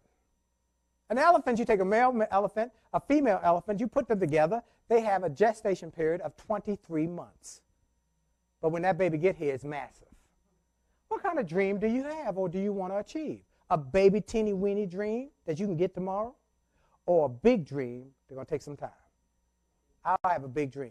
People always ask me, why you always carry that big old bag with you everywhere you go? I say, because I'm carrying my dreams, because I got big dreams. So I'm encouraging you to have a patience. Now, that said, time, seed, harvest, patience. But I want your patience to be impatient. Impatient patience. That means you fertilize it. You water it. You put seed, you put some growth hormones in there. You do everything you can to get that thing done quicker than normal. You hear what I'm saying? So that means you got to keep reading books. I'm on a path this year to read. My goal this year to read 50 books because I got to continue to grow my thinking. The thinking that got me here will not get me to the next level. And let me tell you one other thing I've learned. Wherever you are in your life right now, you made an appointment to be there. Wherever you are in your life right now, you made an appointment to be there. You didn't work hard enough. You didn't put in the time. You didn't study. You didn't take the time to read. You didn't invest in yourself. You didn't take action, as Shay and Trevor talked about. You made an appointment to be there. So I know that if I'm not happy where I am, I've got to do some different things to get to where I want to go to. Am I right? And I'm not happy where I am. And that's another thing. You can't be satisfied. Never satisfied. I tell you, when I die, I'm planning to pop out the box and say, I got one more thing to say.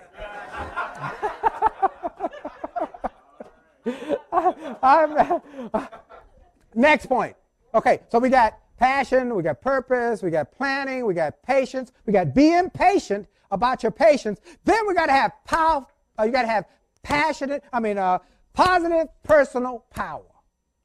It's going to take some positive personal power. You're going to have some gut checks. One of the things this guy told me, who I was telling you about, who started this hotel, it took him 11 years from conception to it being open last May. He said 11 years. He had lawsuits. He had union issues. He had all sorts of issues. He said it was one problem. And then he said I had to raise $550 million. He said, now the city gave me $200 million. That meant I had to personally raise $350 million. He said, let me tell you something. It takes guts and intestinal fortitude to raise $350 million. It takes guts when people slam the door in your face. If you're an entrepreneur or you're going to become a wealthy person, you're going to get some doors slammed in your face. You're going to have some people laugh at you, call you crazy. They're going to hang the phone up on you. Some people are going to cheat you out your money. Some people are going to tell you they're going to be in your network marketing group and they're going to lie to you to your face. You're going to be disappointed. But be careful not to be discouraged. Try not to be discouraged. You're going to be disappointed. You'll have disappointment. I get disappointment all the time. Drama, stuff why do I have to go through this? Because it's life. But I try not to get discouraged, because when I'm discouraged, that means they're trying to take my courage away. And if you're going to be all you're going to be, you're going to have courage. You're going to have courage to hang in there. You're going to have intestinal fortitude. You have to keep fighting. Knock you down, you got to get back up. Knock you down again. When I was a little boy, my mama bought us one of those punching bags, you know those punching bags that had the weighted base, and you hit it, it bounced back up, and you hit it and bounced back up, and it had this smile on its face. And my mom would say, you know, you boys go in and work on it. And my brother and I go to work on that thing. We try to keep it down. We'd hit it and knock it down. It bounced back up. We hit it with everything we had, bounced back. We even took baseball bats to that thing, but it bounced back up. And eventually, we got tired of fooling with that. And we go find something we could tear up. You know, our mama would tear up our behinds, you know what I'm saying? But every now and then, when that thing wasn't looking, we'd sneak up on its blind side. We're going to get it this time. And we'd both from each side go, bam! And it always bounced back up with a smile on his face. That's how you got to do about success. You got to keep bouncing up. Life is going to hit you, but you got to bounce back up. And life is going to hit you again, and you got to bounce back up. And you got to keep bouncing up and keep bouncing up and keep bouncing up. And eventually, life will leave you alone and go find a wimp it can keep down. But when you least expect it, when you least need it, life can come up on your blind side. And it's going to hit you with everything it has. And that's when you got to have that intestinal fortitude. When you're at your lowest moments, stand up and look life in the eye and say, you know what, you may knock me down, but I promise you'll never keep me down. I'm a comeback kid.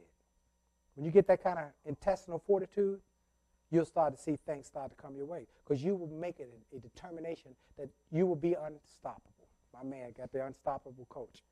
You'll be relentless. You got to be relentless, folks, unstoppable. That means that you just won't stop. And it's hard. It's hard, but it's worth it. And that's what I want to encourage each one of you. I'm going to encourage each one of you. I'm encouraging you to work on yourself. Dig your well before you're thirsty. Start working on it because it's going to come. I wish I could tell you just be positive, just be happy, and everything will be beautiful. There are going to be moments when stuff is going to happen. And Les said something to me one day, I found it somewhat to be true, that your biggest hits come between the age of 40 and 60. Your biggest hits in life. I lost my mother, my brother, my father-in-law when I was 46 years old. Biggest hits. You lose loved ones. You lose parents. You go through challenges. You go through divorces. You go through disease, what I call the devastating D's, disease, divorce, downsizing, death. You get all these things that happen in your life, and you got to raise a family or keep your home and deal with this. It's tough, but you got to have intestinal fortitude. And what does that take? How do you do that? That's the next P, prayer. Power of prayer, folks. You got to have to learn to pray. Now, I'm telling you again, you ain't got to believe like I believe. I'm not trying to convert y'all. I love God. I give him the praise, but I'm not trying to convert people because I believe that every knee shall bow and every tongue shall confess. It's just a matter of time. So, you do it your way. It's like the guy who came by my house one day. He had been doing some handiwork years ago at my house. And he'd come, and every couple weeks or so, or once a month or something, we'd pay him, and he'd do a little handiwork, and he'd come back the next month, do a little handiwork, and then he disappeared. And 2 or 3 years later, he comes one day and ringing the doorbell. I opened the door. He said, "How you doing?" I said, "Hey, man, where you been?" Had a little tough time. Ended up in jail. I'm so sorry to hear that. So sorry. Anyway, he said, "You got any work for me to do?" I said, we just had our house renovated. Everything's really good right now. I don't really have anything to do right now. He said, "Oh, man, I need a few dollars." I said, "You were always good with me. Let me give you a little something just to bless you, help you along." He said, "Thank you." I said, "Why don't you come and go to church with me on Sunday?" Nah. I don't need that God thing. I said, "Okay, no problem. I'm going to ask you one question, just one question. How's your way working for you?" He went to church with me that day and got saved. You know what I'm saying? And so I learned, as you know, I ain't trying to convince everybody. I'm just asking you, how's your way working for you? I know God works for me. So I'm blessed. I'm grateful. And that prayer power gives me that input. So when life throws and knocks me down, I'm bouncing back up because God, I know he said, get back up. Get off the canvas. Time to fight. This is a fight. Success is a fight. I wish I could tell you it was easy. I wish I could tell you I had 3 easy steps for you to just follow these easy steps, and you pay me $1,000 or something, and I'll be good. You'd be good. I can't tell you. I'm not that kind. I'm just not. That's not me. I'm going to always be transparent. I'm going to always be honest with you, best I know. So here's what I'm saying to you. You got to have a passion. What's your passion? Well, your purpose. And your purpose is connected to your passion. And your passion usually gets do one or two things. There are 2 emotions in the word passion. Something you really, really love or something you really, really hate. I love entrepreneurs. I love people living their dreams. I love people. Every week I just get a thrill because I interview these people who are making it happen, living their dreams. I hate mediocrity. I hate mediocrity. My son is an attorney, and he went to William and Mary, went to Howard Law School, passed the New York bar, first time. He tried it, he passed, did well. Whoop, whoop. He got a job. His first job was with the government as a contract lawyer. And a contract lawyer means that when the contract is over, your job is over. In other words, when you finish this project, whatever it is, your job is over. No matter how long it takes to do it, your job is over when the job is complete. So He goes in first day. And he comes back home that day and said, Dad, I need to talk to you. I got a problem. I said, what's up? He said, I'm confused. I got to work, and everybody said the same thing to me. They said, take your time. Slow your roll. Don't be doing this too fast, because you're going to work yourself out of the job. If it takes you 4 hours, try and do it in 8. If it takes you 2 hours, try and do it in 6. Take your time, man, or you're going to be out of a job. He said, but Dad, that's not what you tell me. You tell me if it takes 8 hours, see if you can do it in 4. If they pay you $1, give them $2 worth of work. If they ask you to be there at 9 o'clock, be there at 8:45. You always tell me to go the extra mile. What should I do? I said, here's what you do, son. I know the situation you're in. Here's what you do. You do exactly what I told you to do. You do it exact way I said do it. If it takes you 8 hours, see if you can do it in 4. If it takes you 4 hours, see if you can do it in 2. Do it with excellence. If you got to be there at 9 o'clock, be there at 8:45. If you got to stay to 5, stay to 5:15. Do a little more than everybody expects. Go a little further than everybody expects. Give a little more than they all expect. And if you do it, you'll see the results. He did it. And he quickly worked himself out of job. And all his co-workers laughed at him, called him crazy. And he was gone. You ain't even working no more. I still got my job. Oh, but the next week, the director of the agency called him, said everybody who was a manager said you outworked everybody in the office. And we were so impressed that they've told me that we need to hire you at twice what everybody else is making. Would you be willing to take it? He said, yes, sir. They're still doing the way they've been doing it, half-stepping, giving just enough to get by. But if you start to pursue excellence, whatever it is, I'm trying to get better as a speaker. I tell people all the time, one day I'm going to be a good speaker. One day I'm going to be good. Because right now I'm just getting started. I got to get better. So the speech I'm giving today is better than the one I gave yesterday. But the one I give tomorrow is going to be better than the one I give today, because I'm going to work on it. You got to pursue excellence.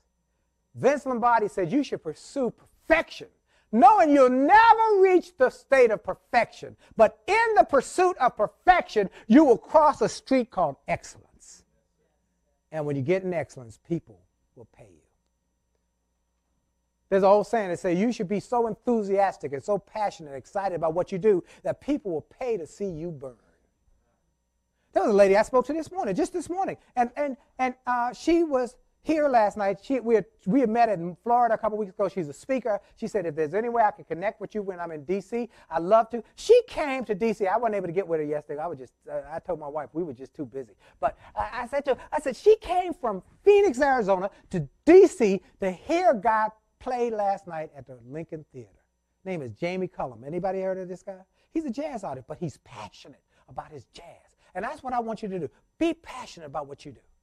Be so passionate, people say, I got to go see them again. I got to have a little more of that energy. I got to be around that kind of, I love being around Les Brown. I love his energy. I love about Delatore. I love his energy. I love my friend George Frey. I love the energy. It's the energy is when you find what you're supposed to do. What you were born to do. And you do it. And if you do it with excellence, people will pay you for it. If you live your making, you'll make a living in living your making. And I'm trying to live my making. That's why I don't say when people say, well, you know, you can make $1 million doing this, I say, well, is it my making? Because if it's not my making, it's not going to turn me on. I'm not going to do it. Because I'd be unhappy. Who wants to be unhappy? I don't want to be unhappy. I want to be grateful. I want to be excited. I want to make a lot of money and have a lot of fun. Am I right about it? Woo-wee! I get to travel with my wife. We go all around the world. They pay me 5 figures. They fly business class to Malaysia, to Dubai, to South Africa, to Japan, to all over the world. They pay us. They pay a lot of money. They feed me. They put me in nice hotels. They say you can keep the robe if you want. I mean, this is some good stuff, but I'm passionate about it. Right. I'm excited about it. Am I getting paid today? No.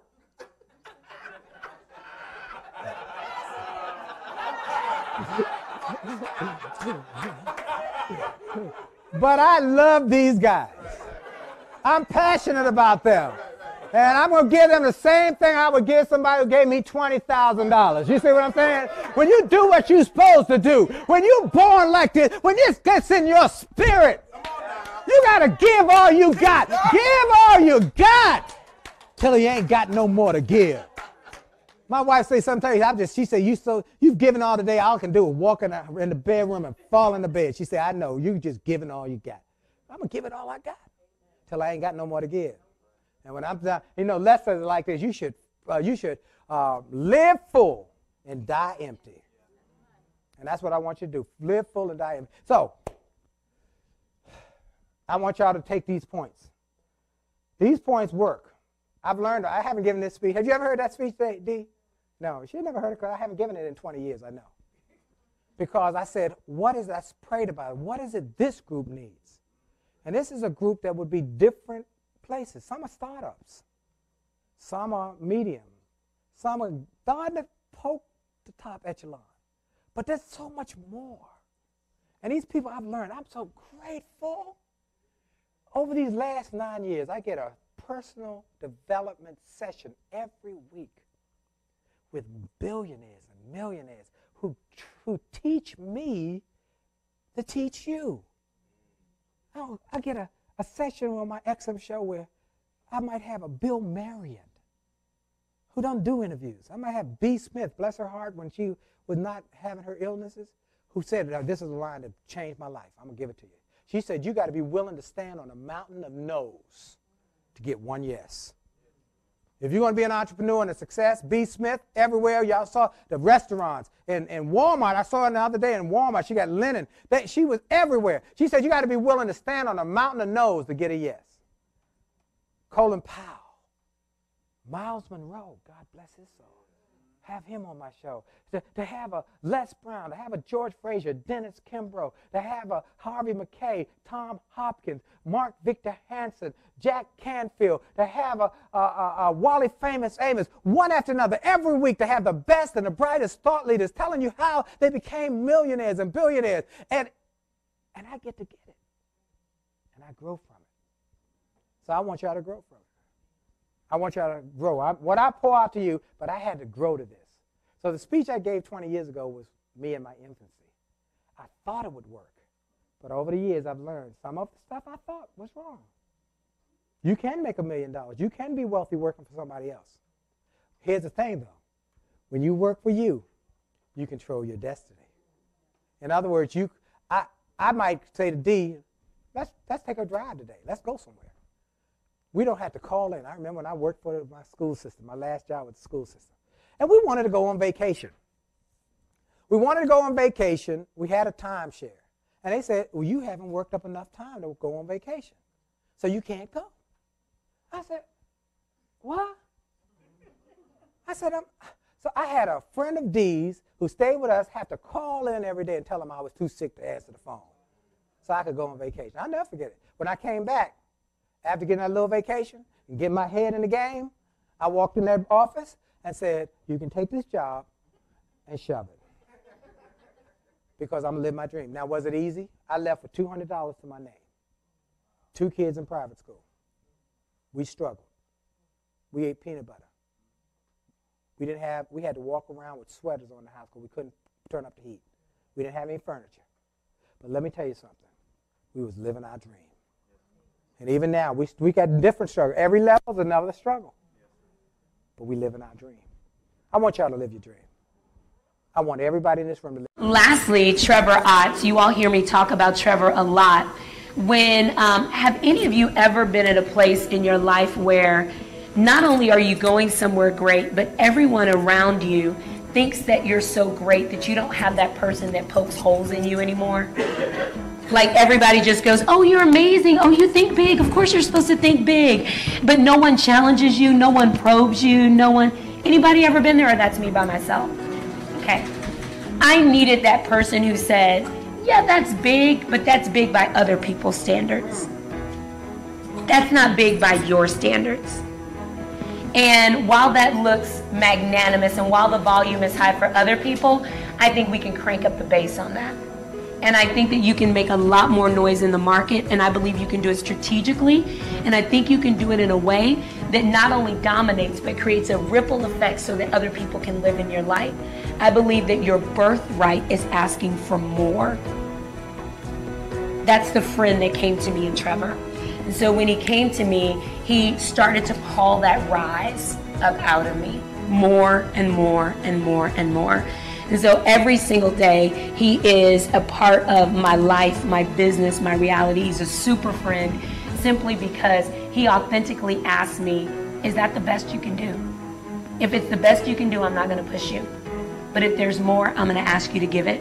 Is that the most you can give that client, Allison? Because if you can surprise her and be greater and be better so that she can see herself, if you can surprise him so that he can know his next level, if you can do something that just makes it truly unapologetic and stop dipping your toe in the water but put your whole self in, they'll follow you there. And they'll go into the depths of their purpose too. That's what you're here for. Are you doing that? And then I go, well, I don't know. It was just a spreadsheet, you know. And remember this morning, you guys get the relay? Okay, good. And so he calls that up out of me. So he's not just a marketing strategist and a guru of automation and implementation. He's a good man. And I needed a good man, a good friend, a good colleague, a good support, and a healing voice in my life. And he came to me at that time. It's my joy to be able to share him with you. So Money Mover 32, you are with him for lunch, and then tomorrow morning he is teaching you some how-tos around systems and automation for your business, applicable whether you're in financial services, direct selling, whether you're in network marketing, whether you're in a coaching or service-based business. There's nothing that he won't touch tomorrow. As a part of that, he'll be high level, 10,000 feet above, and then he's going to teach you how to get eye to eye, level to level, heart to heart, and shoulder to shoulder with the automation sequencing of your business. So that's my friend Trevor Ott.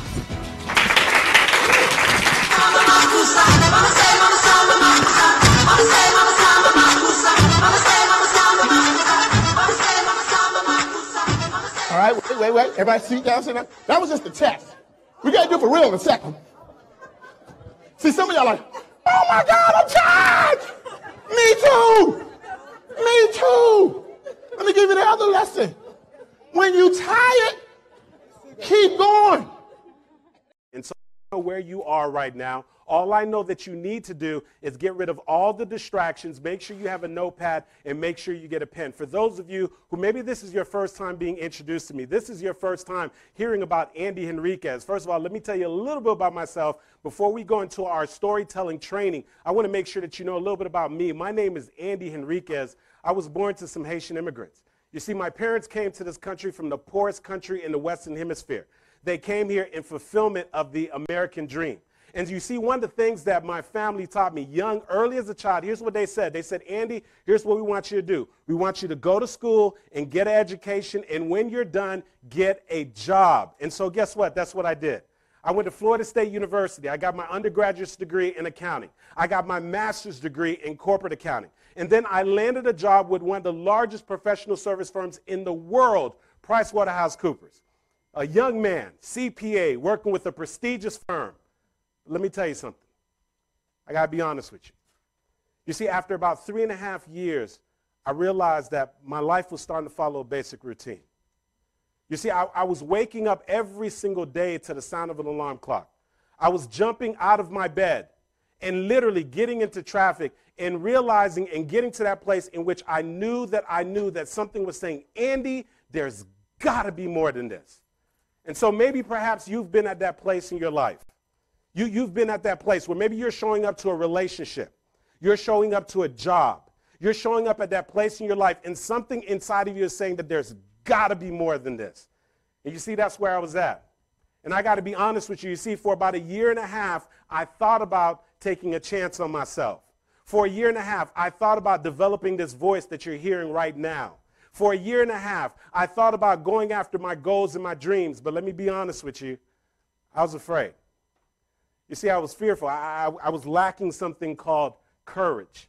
You see, Ambrose Redmoon said that courage is not the absence of fear, but courage is the judgment that the thing that you want is greater than the fear. And so what you've got to do right now is make a decision.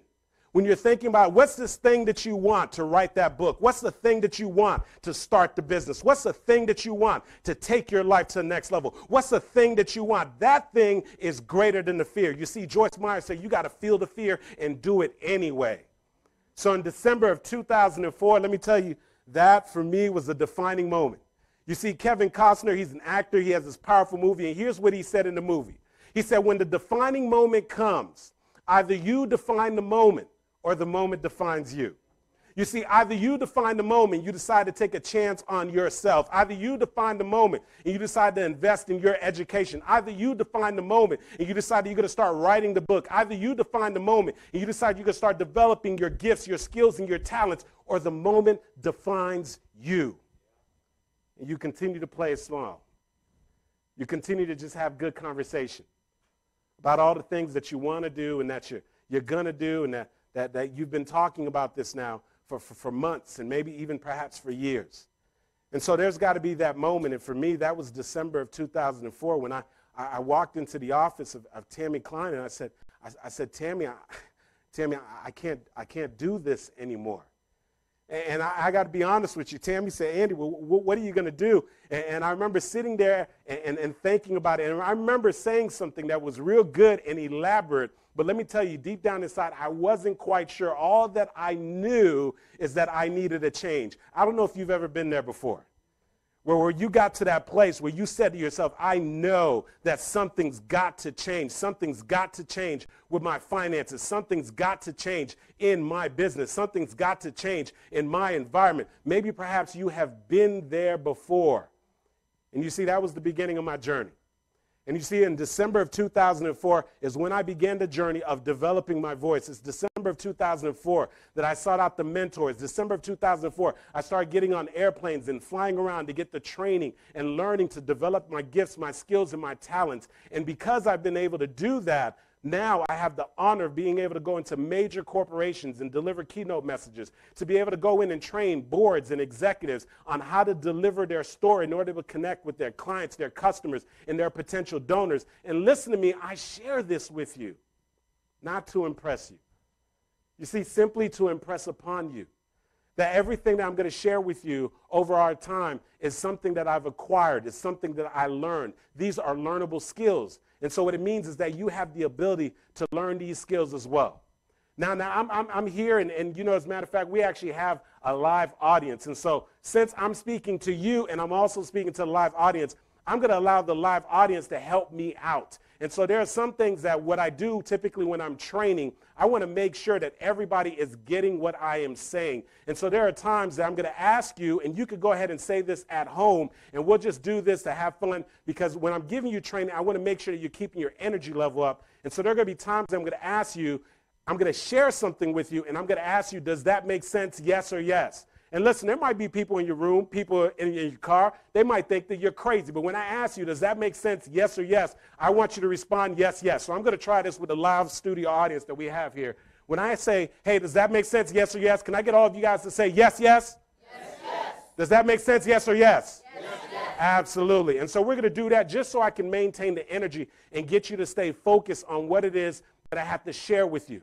And so what's the issue right now? Why is it that you've got to learn to work on your story? Why is it that you've got to learn to develop your communication skills? The reason why, here's what I've learned, is we are in an extremely competitive marketplace. Would all of you agree that we're in a competitive marketplace? Yes or yes? Yes, yes. Absolutely. And so when you're in a competitive marketplace, you're always trying to find a way to sort of break through the noise. How do you get people to listen into you? How do you get people to see your brand? How do you get people to start listening to your message?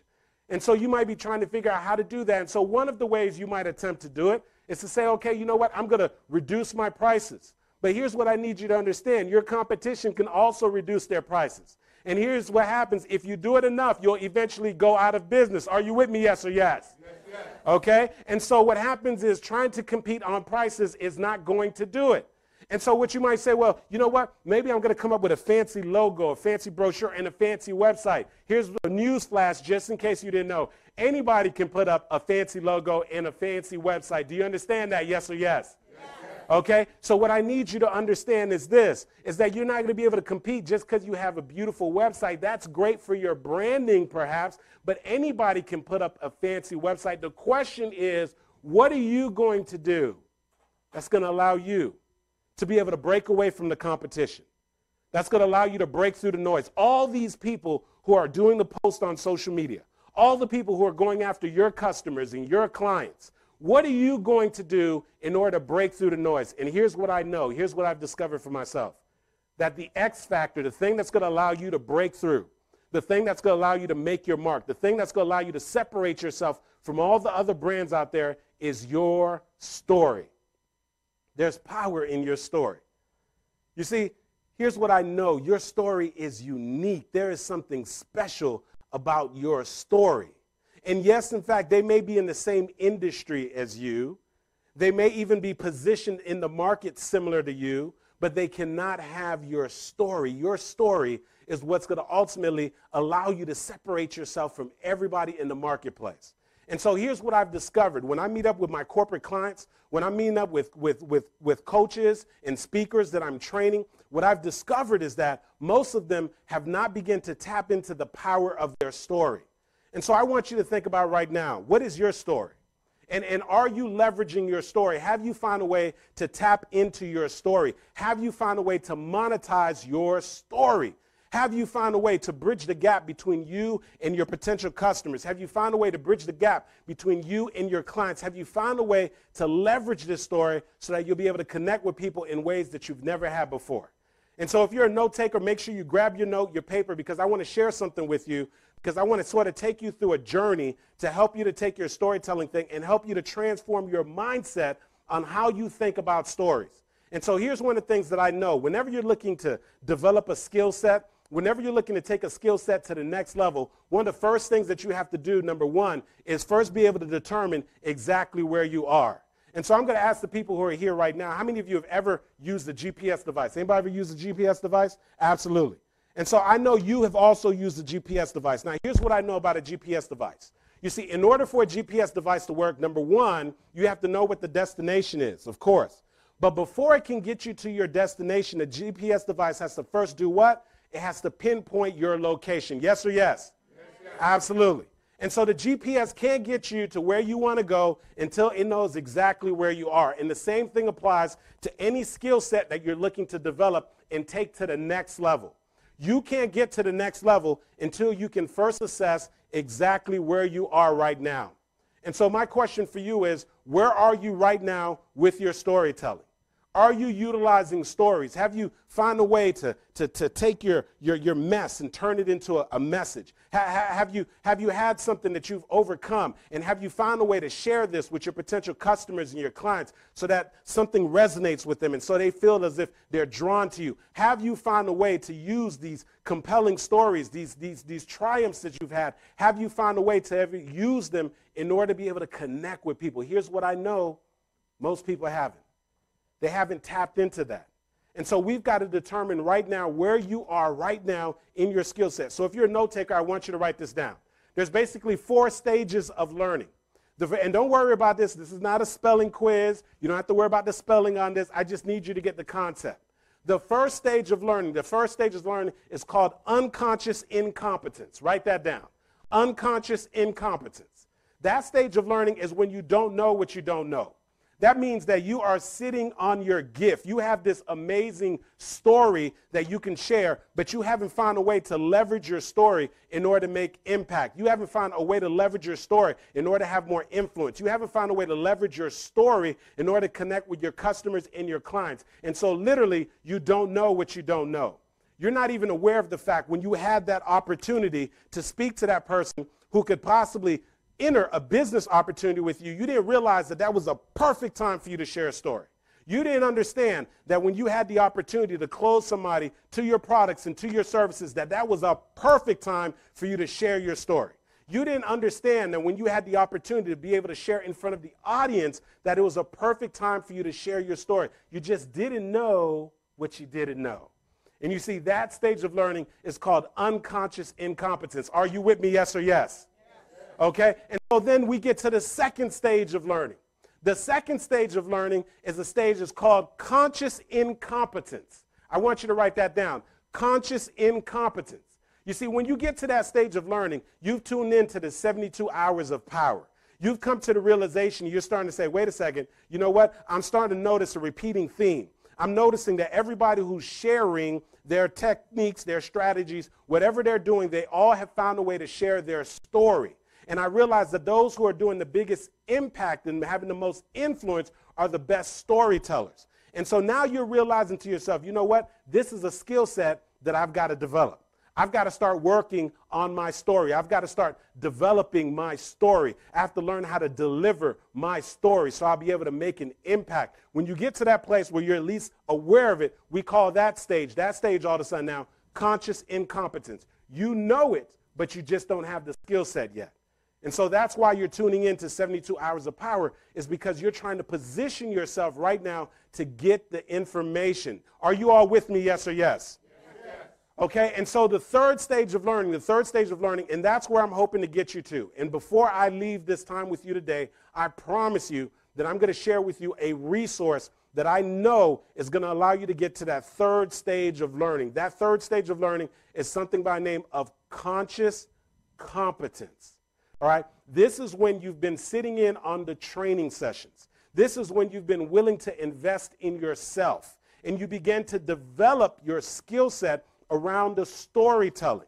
And this is when you start utilizing your stories in order to connect with your customers. Now you start realizing when someone asks you why should they try your products and your services, now this is the time that you find a way to slide a story in there. This is the opportunity now. When somebody asks you, hey, what is it that you do? You find a way to incorporate a story. This is the opportunity now when you're trying to build your direct sales business and you're trying to enroll more people into your business. Instead of just talking to them about the compensation plan, instead of just talking to them about all the products and the services, you start learning how to share the stories in order to enroll people, in order to build your downline. This is when it's starting to make sense because you've invested in yourself, you've gotten the skills, you've gotten the techniques in order to be able to share your story. And I hope that's making sense. Is it making sense with all of you? Yes or yes? Yes. So that stage of learning is called conscious competence. It means that you've been working on your craft. It means that you have developed your skill set. It means that you've invested in yourself and you've begun to do the things that are necessary to help you to build up your skill set so that you can take yourself to the next level. Now, the fourth and final stage, this is where we want to get you to. But this commits to a lifetime of learning. This is the stage that you've got to continue to work on your craft. This is the stage you continue to do the work. This stage is what you call unconscious competence. This is when this is just what you do. This is when this just comes out of you. You don't even have to think about it. You don't need a script. You don't need a PowerPoint. You don't need notes. It's in you. You've been practicing this thing. You can just go off the cuff. You can just look your audience in the eye and begin to pour into them because you've been working on your skill. You've been working on your craft. You know you have your story and nobody can take that away from you. You're not worried about what this person is doing or what that person is doing because it doesn't matter because they don't have your story. And so if you can learn to develop your story, you start to show up differently. You see, when you can learn how to develop your story, you connect with people in different ways. Why? Because we're programmed to try to identify. People who are sitting in your audience, your customers, your clients, they're looking to identify with you. And you have to give them something to identify with. And the best thing that you can equip them with is a story, your story.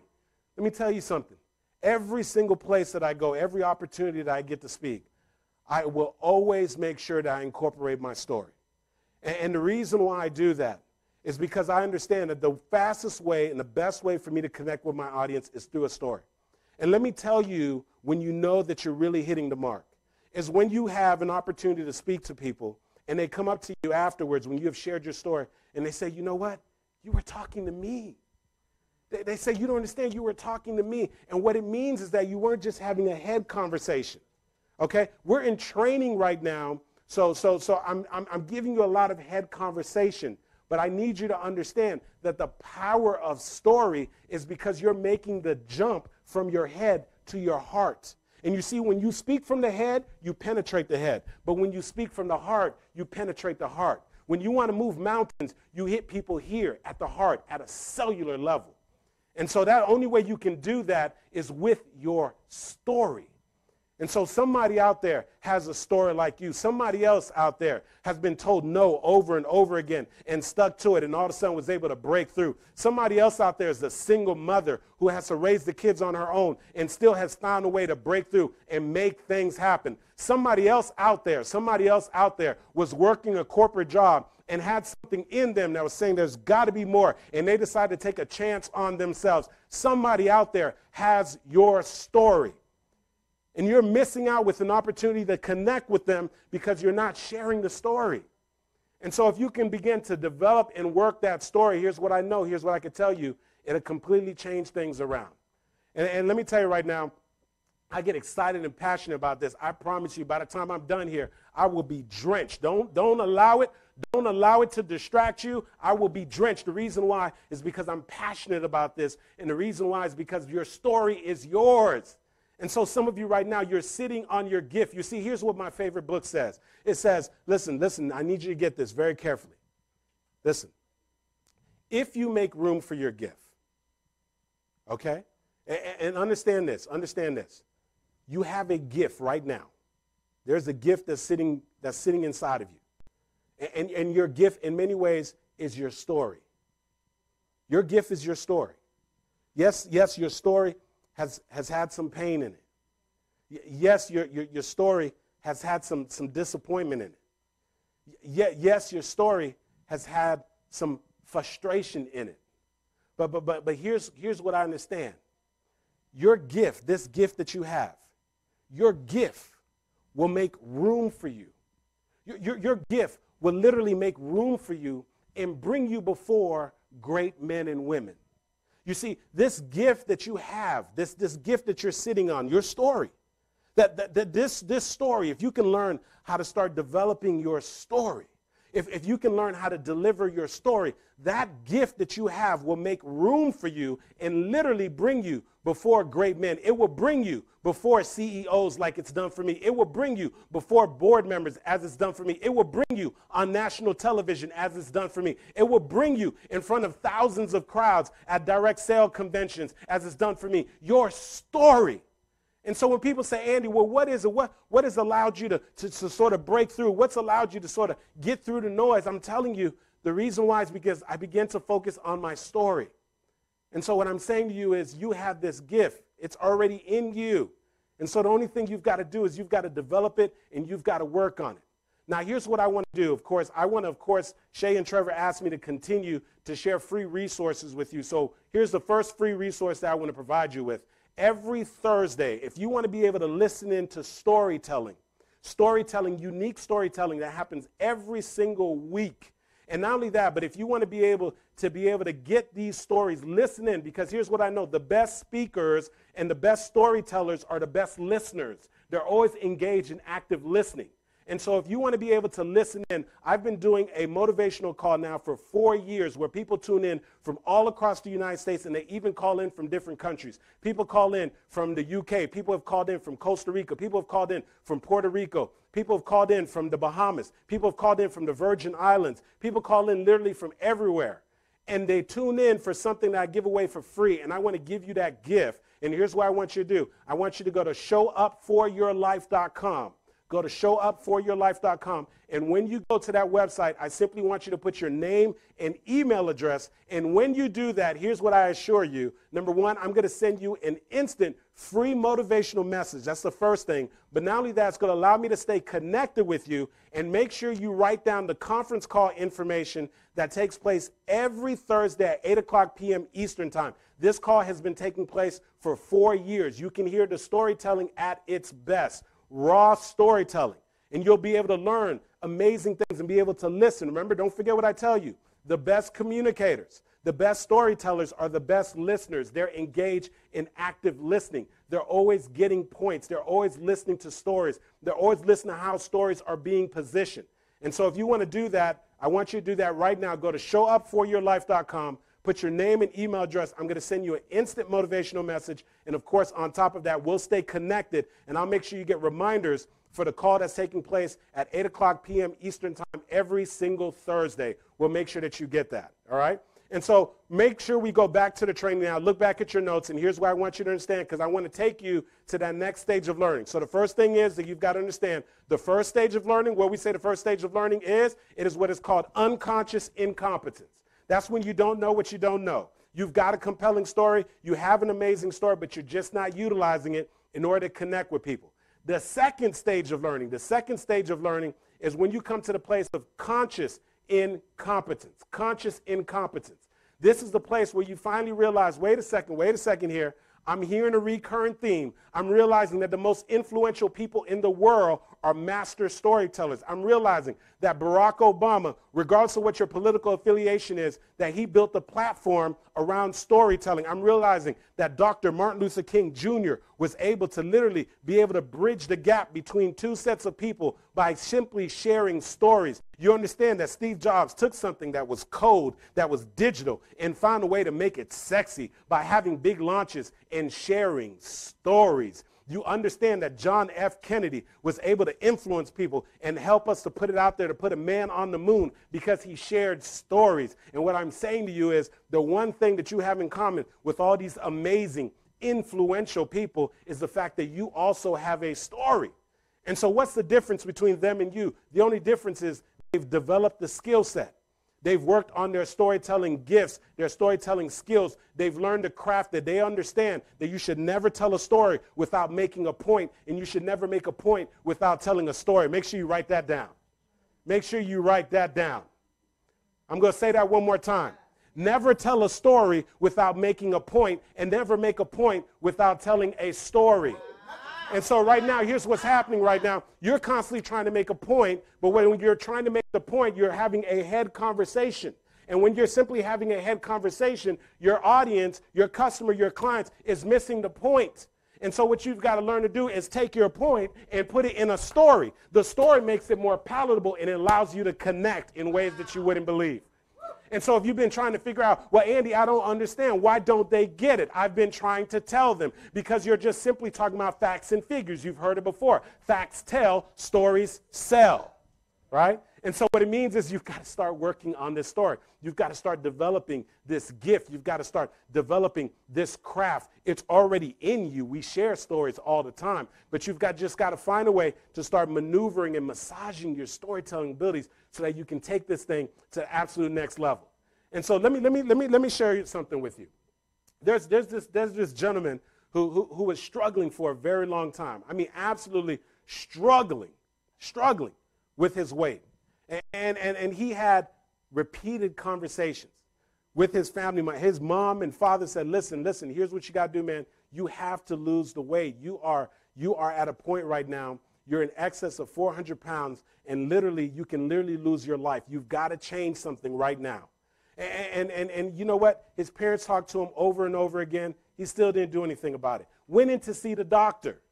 The doctor said, listen, you're suffering from something called sleep apnea. You're not able to sleep because there's all this excessive fat that's around your breathing organs. You're killing yourself. This is the cause of high blood pressure, of diabetes. Listen, you've got to find a way to start losing this weight. And once again, he didn't really listen. And so one day he's driving his car. And as he's driving his car, what ends up happening is he falls asleep behind the wheel. And when he falls asleep behind the wheel, he goes off on the side of a ditch. And when he ends up on the side of the ditch, all of a sudden he wakes up, and thank God, by the grace of God, nothing happened to him. But now he's sitting in the car, and he's replaying all the conversations. You see, the conversation that his parents kept telling him, you got to lose the weight or you can die. The conversation of the doctor, hey, you got to lose the weight or you could die. And now he starts to think about his own mortality. He starts thinking about, well, what if I would have just died in the side of that ditch? And so he says, I've got to change something. And so he starts driving home, and he starts thinking for himself. He starts saying to himself, I've got to change something. And so when he gets home, now it's time for him to make a decision. The same decision that he's made before, and he's done a poor choice of making the decision. Now it's dinner time. He's got to find what he's going to eat. And so when he goes into the restaurant, and what he would typically order, he decides he's going to change it around, and he completely decides to change exactly what he ordered, completely orders something he would have never ordered before. And this time, he decides he's going to stick to it. He's never stuck to it before. And what happens is he ends up losing 10 pounds. You see, he ends up losing 20 pounds. He loses 50 pounds. He loses 100 pounds. He loses 150 pounds. He keeps losing the weight. And so what happens is there's a gentleman who lives in a close apartment by him that sees the weight loss. The gentleman's like, oh my goodness, look at all this weight he lost. And so a gentleman comes up to him and says, listen, man, I've been watching you. This is crazy. I just saw you lose all this weight. How did you do it? He's like, listen, man. He's like, listen, you're an inspiration. You're such an inspiration. And he says, since you're such an inspiration, listen, I write for the college paper. Is there any way that I could go ahead and just write a story about your weight loss? Do you have a before picture? I could take a picture of you now. And the guy said, yeah, absolutely. Go ahead, man. Write the article. And so he writes the article, and then he puts the article out in the college paper. The college students are flipping through it. They think it's pretty cool. And what ends up happening is the article ends up on the desk of the restaurant owner. The restaurant owner gets this paper. He starts seeing the paper. He says, hey, wait a second. This is the guy that used to always come into my restaurant. He said, man, this is amazing. This is awesome. And then so he says, you know what? I want to go ahead and send this article up to our regional ad agency. And so he sends up the article to the regional ad agency. The regional ad agency gets it, and they say, you know what? This is cool, but it's just a story. It's just a story. But somebody in the ad agency said, yeah, we know it's a story. We know it's a story, but let's go ahead and just take a chance on running a campaign. Hopefully by this point, you're starting to get a little idea of who I'm talking about, okay? And I know there are some people right now who are sitting in the live audience who have an idea. You guys know who I'm talking about? Huh? Well, we're talking about Jared, for those of you who are still trying to figure it out. Now here's what I need you to understand. That article was written, it circulated around the college campus. It ended up on the desk of the restaurant owner in which he was going. Restaurant owner sent it up to the regional office. Regional office got the story and said, you know what, it's just a story. And they said, well, we don't know if we want to use this campaign because at that moment, you know what they wanted to do? They were running a campaign that allows people to count calories. Now, I don't know about you, but I'm not interested in counting any calories, okay? That ad was completely bombing for Subway. And so somebody convinced them to go ahead and try the ad at the local level. Guess what happened? They run the ad at the local level and sales go up. And somebody says, well, wait a second here. You know what? This just might be a fluke. And they said, we've got to make sure this is not a fluke. Let's go ahead and run this ad at the regional level. They go ahead and run the ad at the regional level. This is at the regional level. And guess what happens in the region? Sales go up. Somebody says, let's go ahead and run this ad at the national level. They run the ad at the national level and sales go up. Guess when that happened? That was 1998 when Jared came on board, when it was just a story. In 1998, Subway sales in the United States was $3.1 billion in the United States. Listen, fast forward 15 years later, sales have more than tripled in excess of $11 billion. If you were to go online right now and you start Googling, and you start finding interviews of the top executives in Subway, you start finding the top individual decision makers in the Subway, and here's what they say. They say, what was the tipping point? What turned things around? What allowed Subway to just break away from the crowd? And they'll tell you over and over again, it was Jared.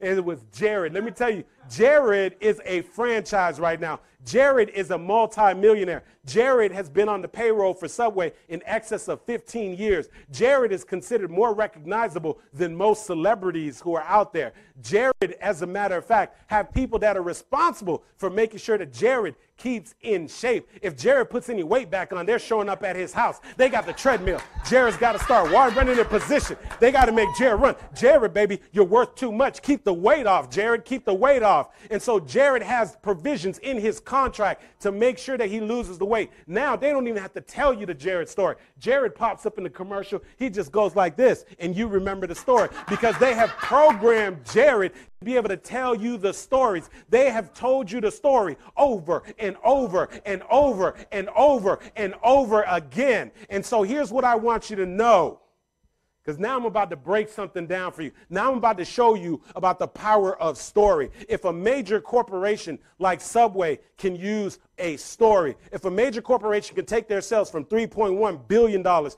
in excess of $11 billion, what can you do with your story? What do you think you can do with your story? And so I'm going to help you to understand what's the code. When you say, Andy, well, what's the code? How did Subway break through? How did they crack the code? I'm going to help you to break that code right now. You see, here's what I know. When you're going to share your story, whether you're sharing your story directly with a customer or a client, you're sharing your story in front of a major audience. When you know, some of my clients, some of my students, and some of my corporate clients too, they say, well, Andy, how do we know what story we should share? I'm not quite sure. I've got a lot of stories. What story should I share? And so there are three things that you need to know when you're trying to figure out what story you should share. The first question is, this is the question, I want you to write this down, is what do I want them to know? What do you want the people to know as a result of you sharing your story? What do you want them to know about your products and your services? What do you want them to know about your business? What do you want them to know about your message? What do you want them to know about your brand? What do you want them to know about you versus your competition? What do you want them to know? What do you want them to know? Do you want them to know about how extraordinary your products and your services are? Do you want them to know about why they shouldn't hire anybody else but you? What do you want them to know? That's what you need to answer. And you see, if you might be wondering, well, what did Subway, I want you to think about it for a second. What did Subway want us to know? You see, what Subway wanted us to know is that eating Subway is a healthy alternative, right? This is what they want us to know. They said eating Subway is a healthy alternative to you eating McDonald's, Burger King, Wendy's. That's what they want you to know.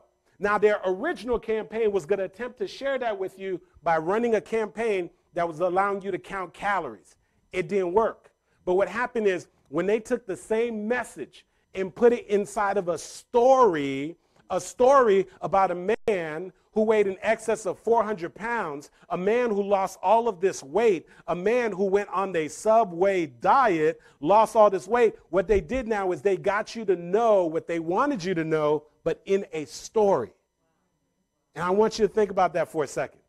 They wanted you to know that Subway was another option to you eating Burger King, McDonald's, and Wendy's. That's what they wanted you to know. And they had attempted with all these other ads, and it wasn't effective. But as soon as they put it into a story, as soon as Jared was standing up there and he had his pants held out like that, y'all remember that ad, right? Jared was over here and the pants was all over there. He was holding the sandwich like this, right? Almost like he had three arms, holding the pants, holding the sandwich, holding it out right there, right? You remember that. And so what did they get? They allowed us to now realize, they got us to know that, you know what? Wait a second. Jared lost weight by eating at Subway. So now guess what happened all across the country?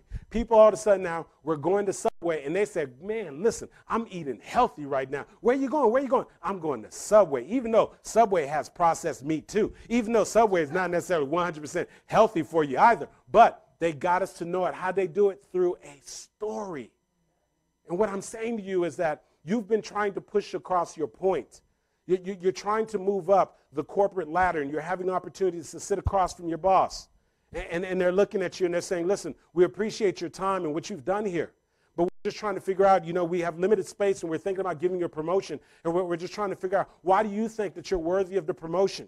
And so right away, you're going into a head conversation. That would be a perfect time for you to share your story.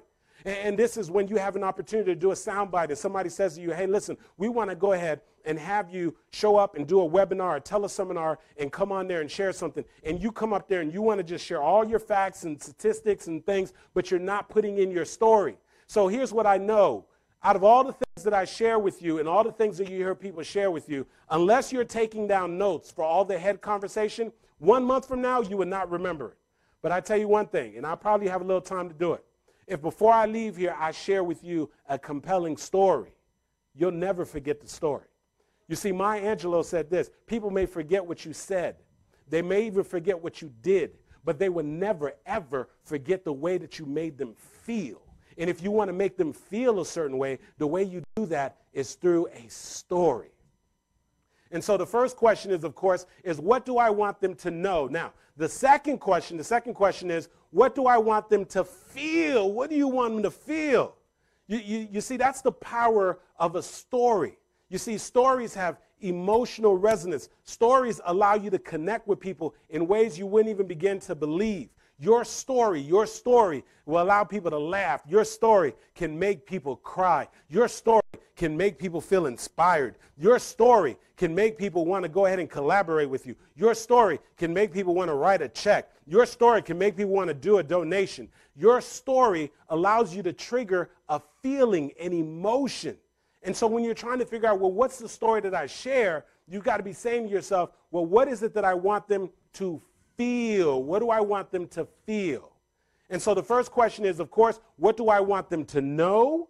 And what do I want them to feel? And so let's think about Subway again. What did Subway want people to feel? They wanted people to feel inspired, right? Were people inspired by Jared's story? Absolutely. Why? Do you know that literally thousands of people across the country went on the Subway diet?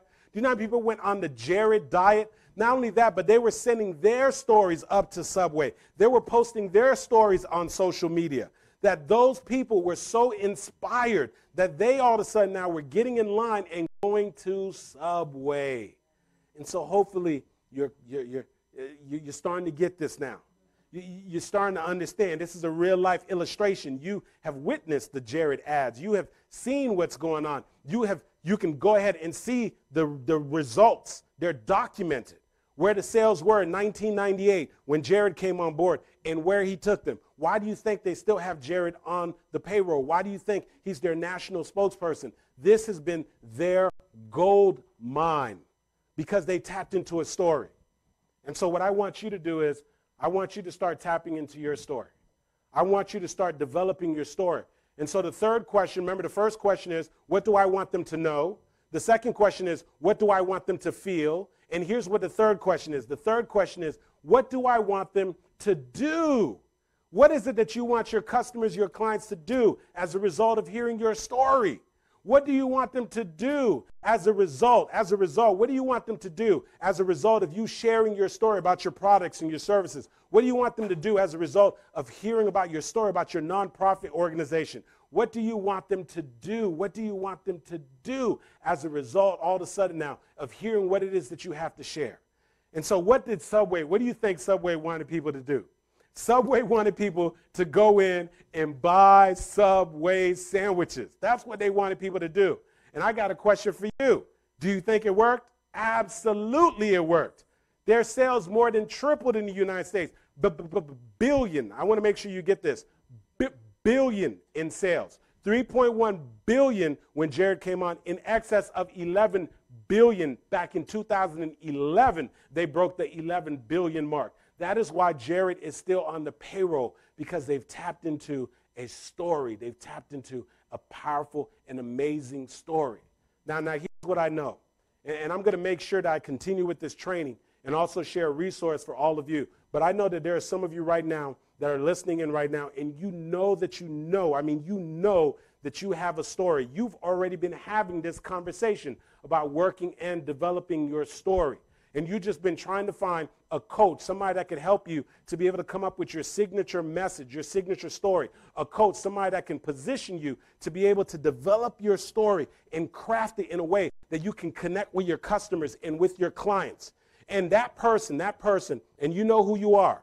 You've been sitting on this story, and you know you've been meaning to get the coaching and the mentoring. If that's you, and this is not for everybody, if that's you, I want you to right now to go ahead and register and apply for free to be able to get a 15-minute discovery call with me and you. We're going to talk for a moment, and we're going to talk about what your story is, and I'm going to tell you on how I could possibly be able to help you to be able to take your story, leverage your story, and most importantly, to be able to capitalize and monetize your story. And so if that's you, and I'm going to continue with the training for the rest of you, but if that's you, this is what I want you to do right now. Go to the website, discoverycallwithandy.com. Everything spelled out. Discoverycallwithandy.com. I'm going to say it one more time. Discoverycallwithandy.com. When you go there, and it's going to require that you fill out a brief application, you're going to put in your name, your phone number, and you're going to answer a couple questions so I can qualify you and get a little idea on what it is that you're working on. And my assistant, Brenda, is going to make sure that she reaches out to you, and we're going to have a 15-minute call so we could talk about your story. And so that's for those of you who are really, really serious about taking your storytelling abilities to the next level. Now, for the rest of you, I've also got something for you, but I want to continue with the training, all right? And so first of all, we talked about the different stages of learning. The first stage of learning is unconscious incompetence. You don't know what you don't know. The second stage now is because you become consciously incompetent. You're understanding now, wait a second, I'm noticing the theme. I've been tuning in to 72 Hours of Power. I'm noticing people are sharing their stories. I'm noticing that the most influential people are sharing stories. They're making an impact. You come to that place where you're starting to realize that that's conscious incompetence. Then, for those of you who stay with me, because I'm going to share a resource with you, a powerful resource that's going to allow you to develop your storytelling abilities, to be able to allow you to communicate in ways that you've never had before. Those of you who begin to develop and invest in yourself, you're going to get to that third stage, which is called conscious competence. This is now that you've been working on your skill set, you've been developing the craft, and now all of a sudden you're using your storytelling abilities. And then you're going to get to the final stage, which is what you call unconscious competence. You just do what you do. It's in you. It just comes out of you. You've been working on your craft. People say, whoa, wait a second now. All of a sudden you're finding that people are connecting with you. All of a sudden when you're finished talking to your customers and your clients, there is a line. People want to come talk to you. All of a sudden when you have an opportunity for you speakers and coaches out there, you speak, and all of a sudden people are coming, they say, you don't understand. You were talking to me. And the reason why they say that is because you've shared some stories that resonate with them. That's why. That's what great speakers do. And so when you're trying to remember, when you're trying to decide what's the story that you're going to share, that there's three questions that you need to consider. The first question is what? What do I want them to know? What do I want them to know about my brand? What do I want them to know about my products and my services? What do I want them to know about my nonprofit organization? What do I want them to know about me as a speaker, as a coach? What do I want them to know? And the second question is, what do I want them to feel? If you can create a feeling, if you can create a feeling, that feeling will stay with them long after you have left their presence. Don't forget what Maya Angelou said. People may forget what you said. They may even forget what you did. But they will never, ever forget the way that you made them feel. And so you've got to find a way to strike an emotional chord. You've got to find a way to hit them at a cellular level. And then finally, the last question is, what do you want them to do? What do you want them to do? And so let me share something with you. I've had the honor and the privilege to be able to go into major corporations and deliver keynote messages, and to be able to do trainings with CEOs and executives, and to be able to do guest interviews on national television. And I could tell you right now, if somebody said, Andy, how did you do it? What was the X factor? What allowed you to break through the crowd? What allowed you to create those opportunities? And here's what I would tell you. And since we're in training, I'm about to take you behind the curtain, okay? And since we're in training, I'm taking you behind the curtain. When they say, well, how did you do it? They say, well, is it your brand? Is it your brand? Show up for your life. And here's what I could tell you right now. Before I found the power of story, my brand was just a tagline. You see, show up for your life, that's my tagline. That's what I'm known for. And people say, Andy Henriquez, they say, oh yeah, Mr. Show Up for Your Life. That's what I'm known for. But here's what I need you to understand. Yes, and for you business owners out there, Show Up for Your Life is trademarked under Andy Henriquez. You can check that out. But let me tell you something. That's not what it is. And yes, most people can tell my quote, you've got to show up for your lives, ladies and gentlemen, because if you don't, nobody else will. They say, Andy, is it your quote? Is it your quote? I hear people say your quote all the time. No, it's not the quote. And you say, well, Andy, what is it? What allowed you to be able to take your thing from just being a tagline to just being a brand to being able to enroll people at a cellular level? And what allowed me to do that is I attach my brand, I attach my tagline, I attach my quote to a story, And so with your permission, and I'll make sure I tone it down a little bit, but with your permission, and I'm going to ask everybody in the audience too, with your permission, is it okay if I share the story? Yes. Okay? Is that okay, yes or yes? Yes. Okay, and so I want to share this story with you, and then when I'm done, I'm going to take you back to training to just sort of help break down something for you. And so some of you may recall, I told you, my parents came here from the poorest country in the Western Hemisphere. And as a matter of fact, when my mom came here to this country, she came here with less than $150 to her name. And as a matter of fact, she came here, and like many immigrants, she just worked random jobs. She worked random jobs to be able to take care of me and my brother. One of my mom's first jobs down in Miami, Florida, she made up beds down in Miami, Florida in the hotel rooms. And after she was done with that job, matter of fact, she got fired for taking a tip. She ended up working at another place, a purse factory, and for 8 hours a day, my mom stood in the assembly line and she reversed the purses and prepared them for stitching. You see, my mentor, Les Brown, here's what he said. Sometimes you have to be willing to do the things that others won't do today in order to have the things tomorrow that others won't have. My mom understood that. And so she continued to put in the time, the effort, and the energy. And after 20-something years of being in the country, my mom finally got her golden opportunity. You see, she was driving in a city in Delray Beach, Florida. And as she was driving down, she saw this building with a for rent sign. And my mom went in there, and she asked to go ahead and rent out the building. And you see, at the time when my mom went in there, there was a nice, strong Haitian population. And my mom decided to open up a little Haitian cuisine. That's the rice, the beans, the plantains. Some of you been around some of that food, so you know exactly what I'm talking about. And so my mom's got this restaurant open. And now, listen, she's starting to get some traction. She's about 2 years in the business. People are coming in. She just found out how to figure out the food portion. She's starting to be profitable. Things are working out. And then my mom's at home one day, and she's relaxing. And as she's home relaxing, she gets a knock on the door. Doom, doom, doom, doom. My mom goes up to the front door. She opens up the door. And when she opens up the door, there's a gentleman on the other side, and he hands my mom some legal documents. My mom gets the legal document. She starts flipping through the legal documents, and what she realizes is that the property that's her business is going into foreclosure. My mom is devastated. She's thinking to herself, this can't be happening. I mean, this is the way I take care of my boys. So my mom's having all this stuff go through her mind about all the time and effort and energy she did in getting the restaurant started. She was thinking about the time and effort to get the customers in there and about how all of her livelihood was in this restaurant. And so mom's not quite sure what she's going to do. And so there's this telephone number at the bottom of the legal documents that she got. And so my mom decides that she's going to pick up the phone and call in to see if there's anything she could do. And you see, my mom's got this strong Haitian accent. And so she picks up the phone, and when she gets on the phone, she picks up the phone, and the lady answers, and she goes, "Hello? Hello, yes, this is Marie." She says, "I don't understand.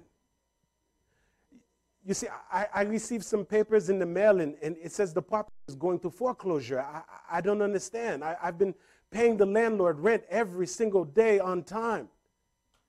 And so the lady on the other line, she can sense that my mom is distraught. And so the lady goes, "Oh, Marie, listen, Marie, listen. We understand that you've been paying the landlord every single month on time, but Marie, here's what you got to understand. The landlord has a mortgage attached to the property.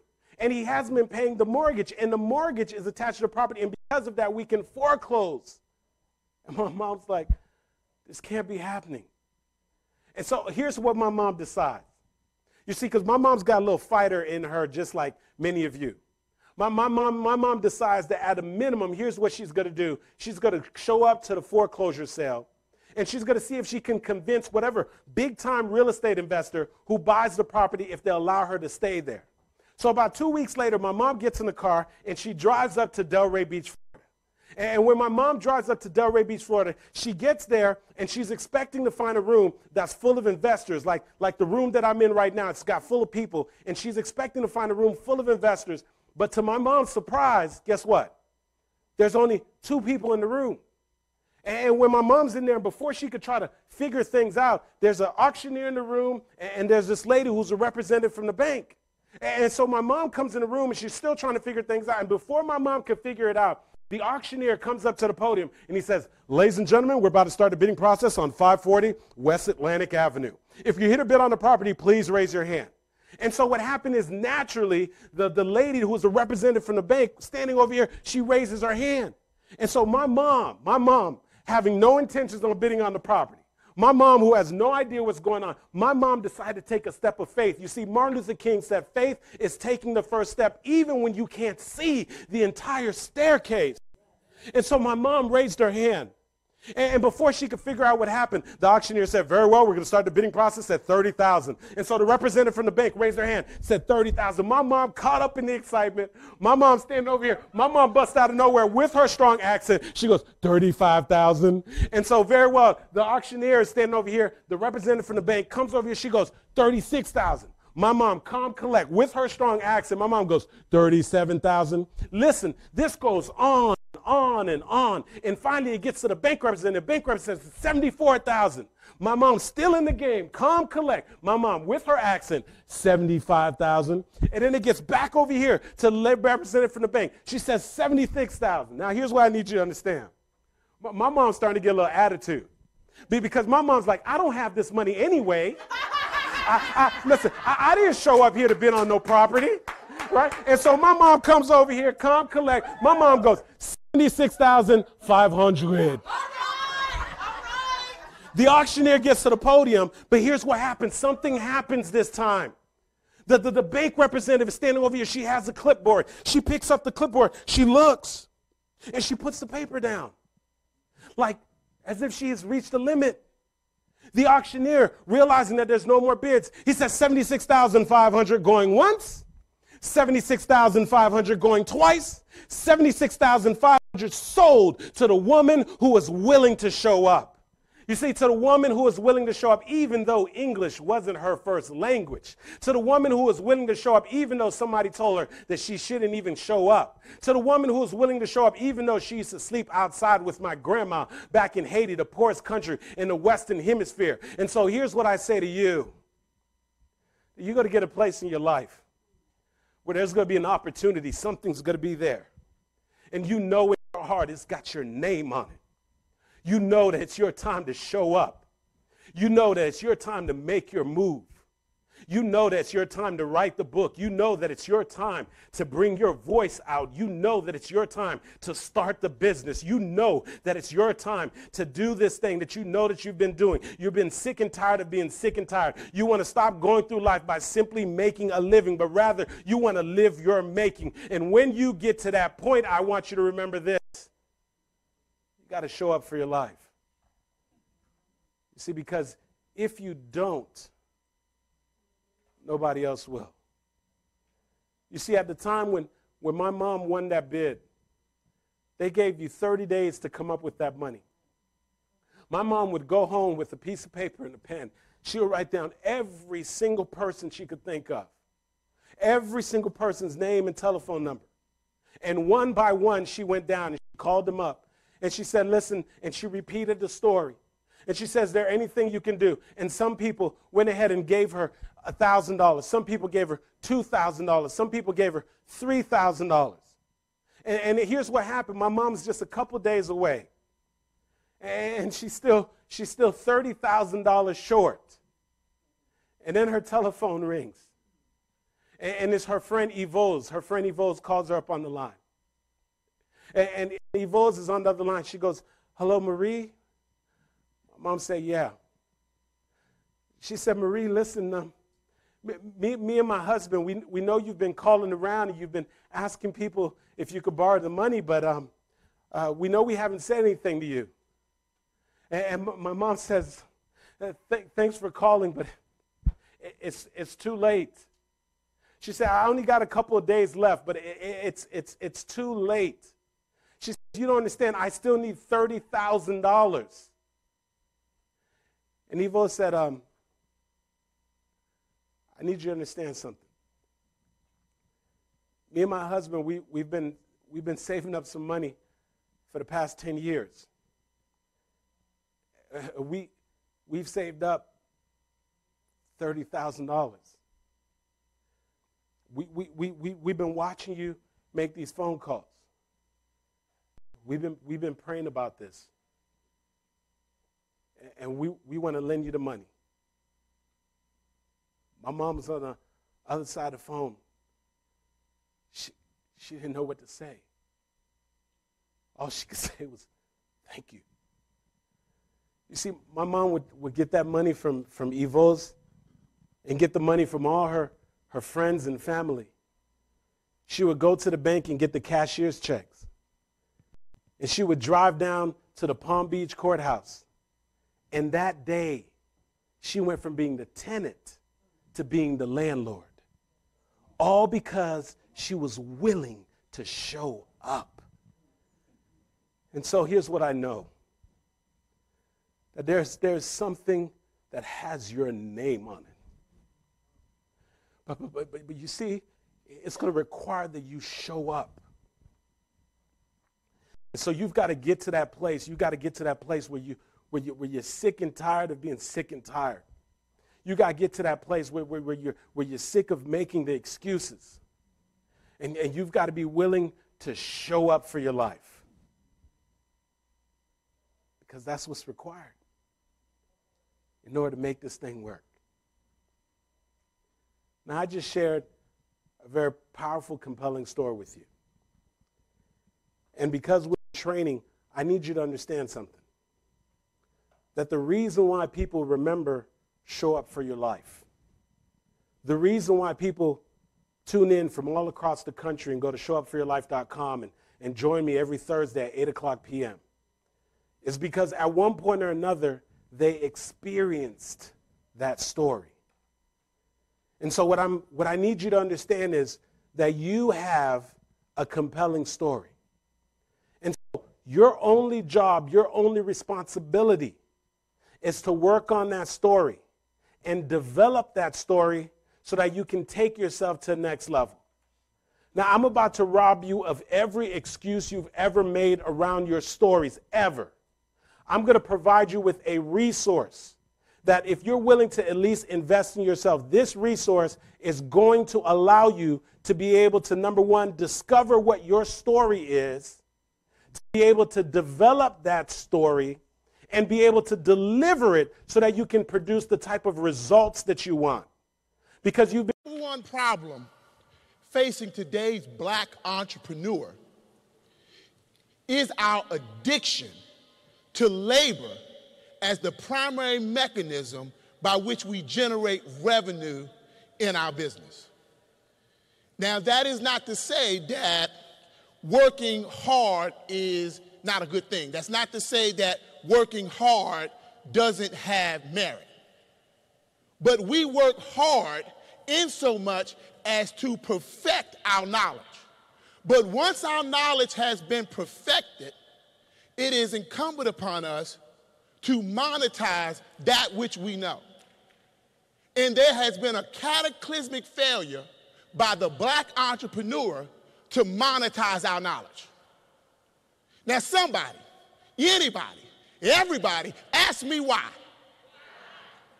Because since the days of slavery, we have been rewarded for our labor.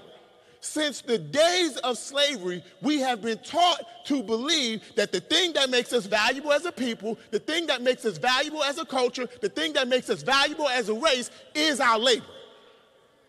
Since the days of slavery, we have been punished for daring to know something. Since the days of slavery, we have been punished, we have been threatened, we have been killed for daring to know something, let alone having the audacity to share something. And what it has done is it has created a generation of black entrepreneurs who have overvalued our labor and undervalued our knowledge. Here's the thing that I want you to know. I want you to repeat after me. There's more money in what I know than what I do.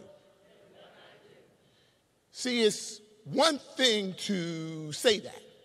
It's another thing entirely to believe that. See, here's what I know, is that as entrepreneurs, we are the can-do generation. We want to do everything. And so every time something needs to get done, I'm raising my hand. Who's going to do the marketing? Me. Who's going to do the sales? Me.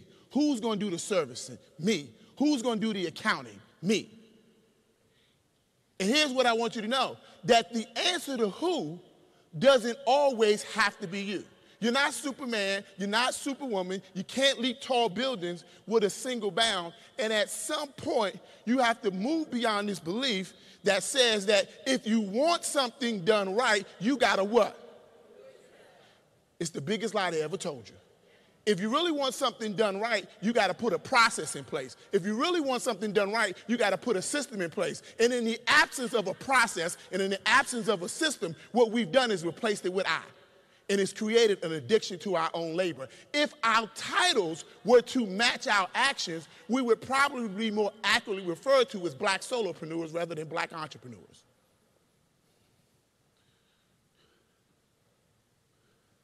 So I dare you today to change your thinking, that we got to change our focus. The first thing we got to do to ensure the rise of the black entrepreneur is we got to break the addiction to our own labor. The second thing we got to do is break other people's addiction to our own labor. Number three, we got to stop linear thinking. And instead of linear thinking, we need to adopt circular thinking. After all, it is our heritage. And I believe that our linear thinking was brought about with this belief that we should start with the end in mind.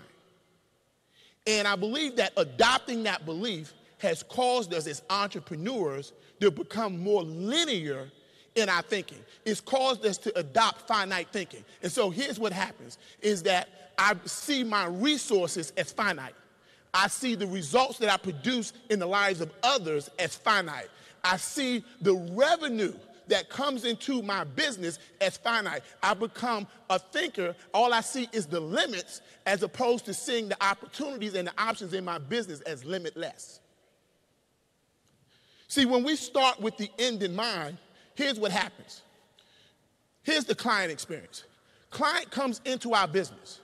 Our belief as the business is that all we got to do is get them to the end. So the client comes into our business. They get started right here. They come through our process. And then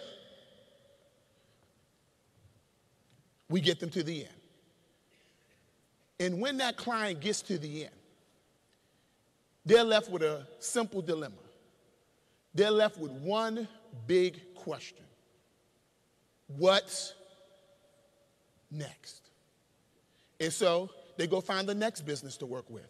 They go find the next product to buy. They go find the next service to invest in. And that's the client experience. And so at the end of the day, we walk the client right off the cliff with no next in store. But let's go back and let's look at your experience. Client comes into your business. You get them started. After you get them started, you take them through your process. After they get through your process, they get all the way to the end. And when they get to the end of your process, you are left with the same question, you are left with the same dilemma that the client had. All you want to know is what's next. And all that you do is you go look for your next client.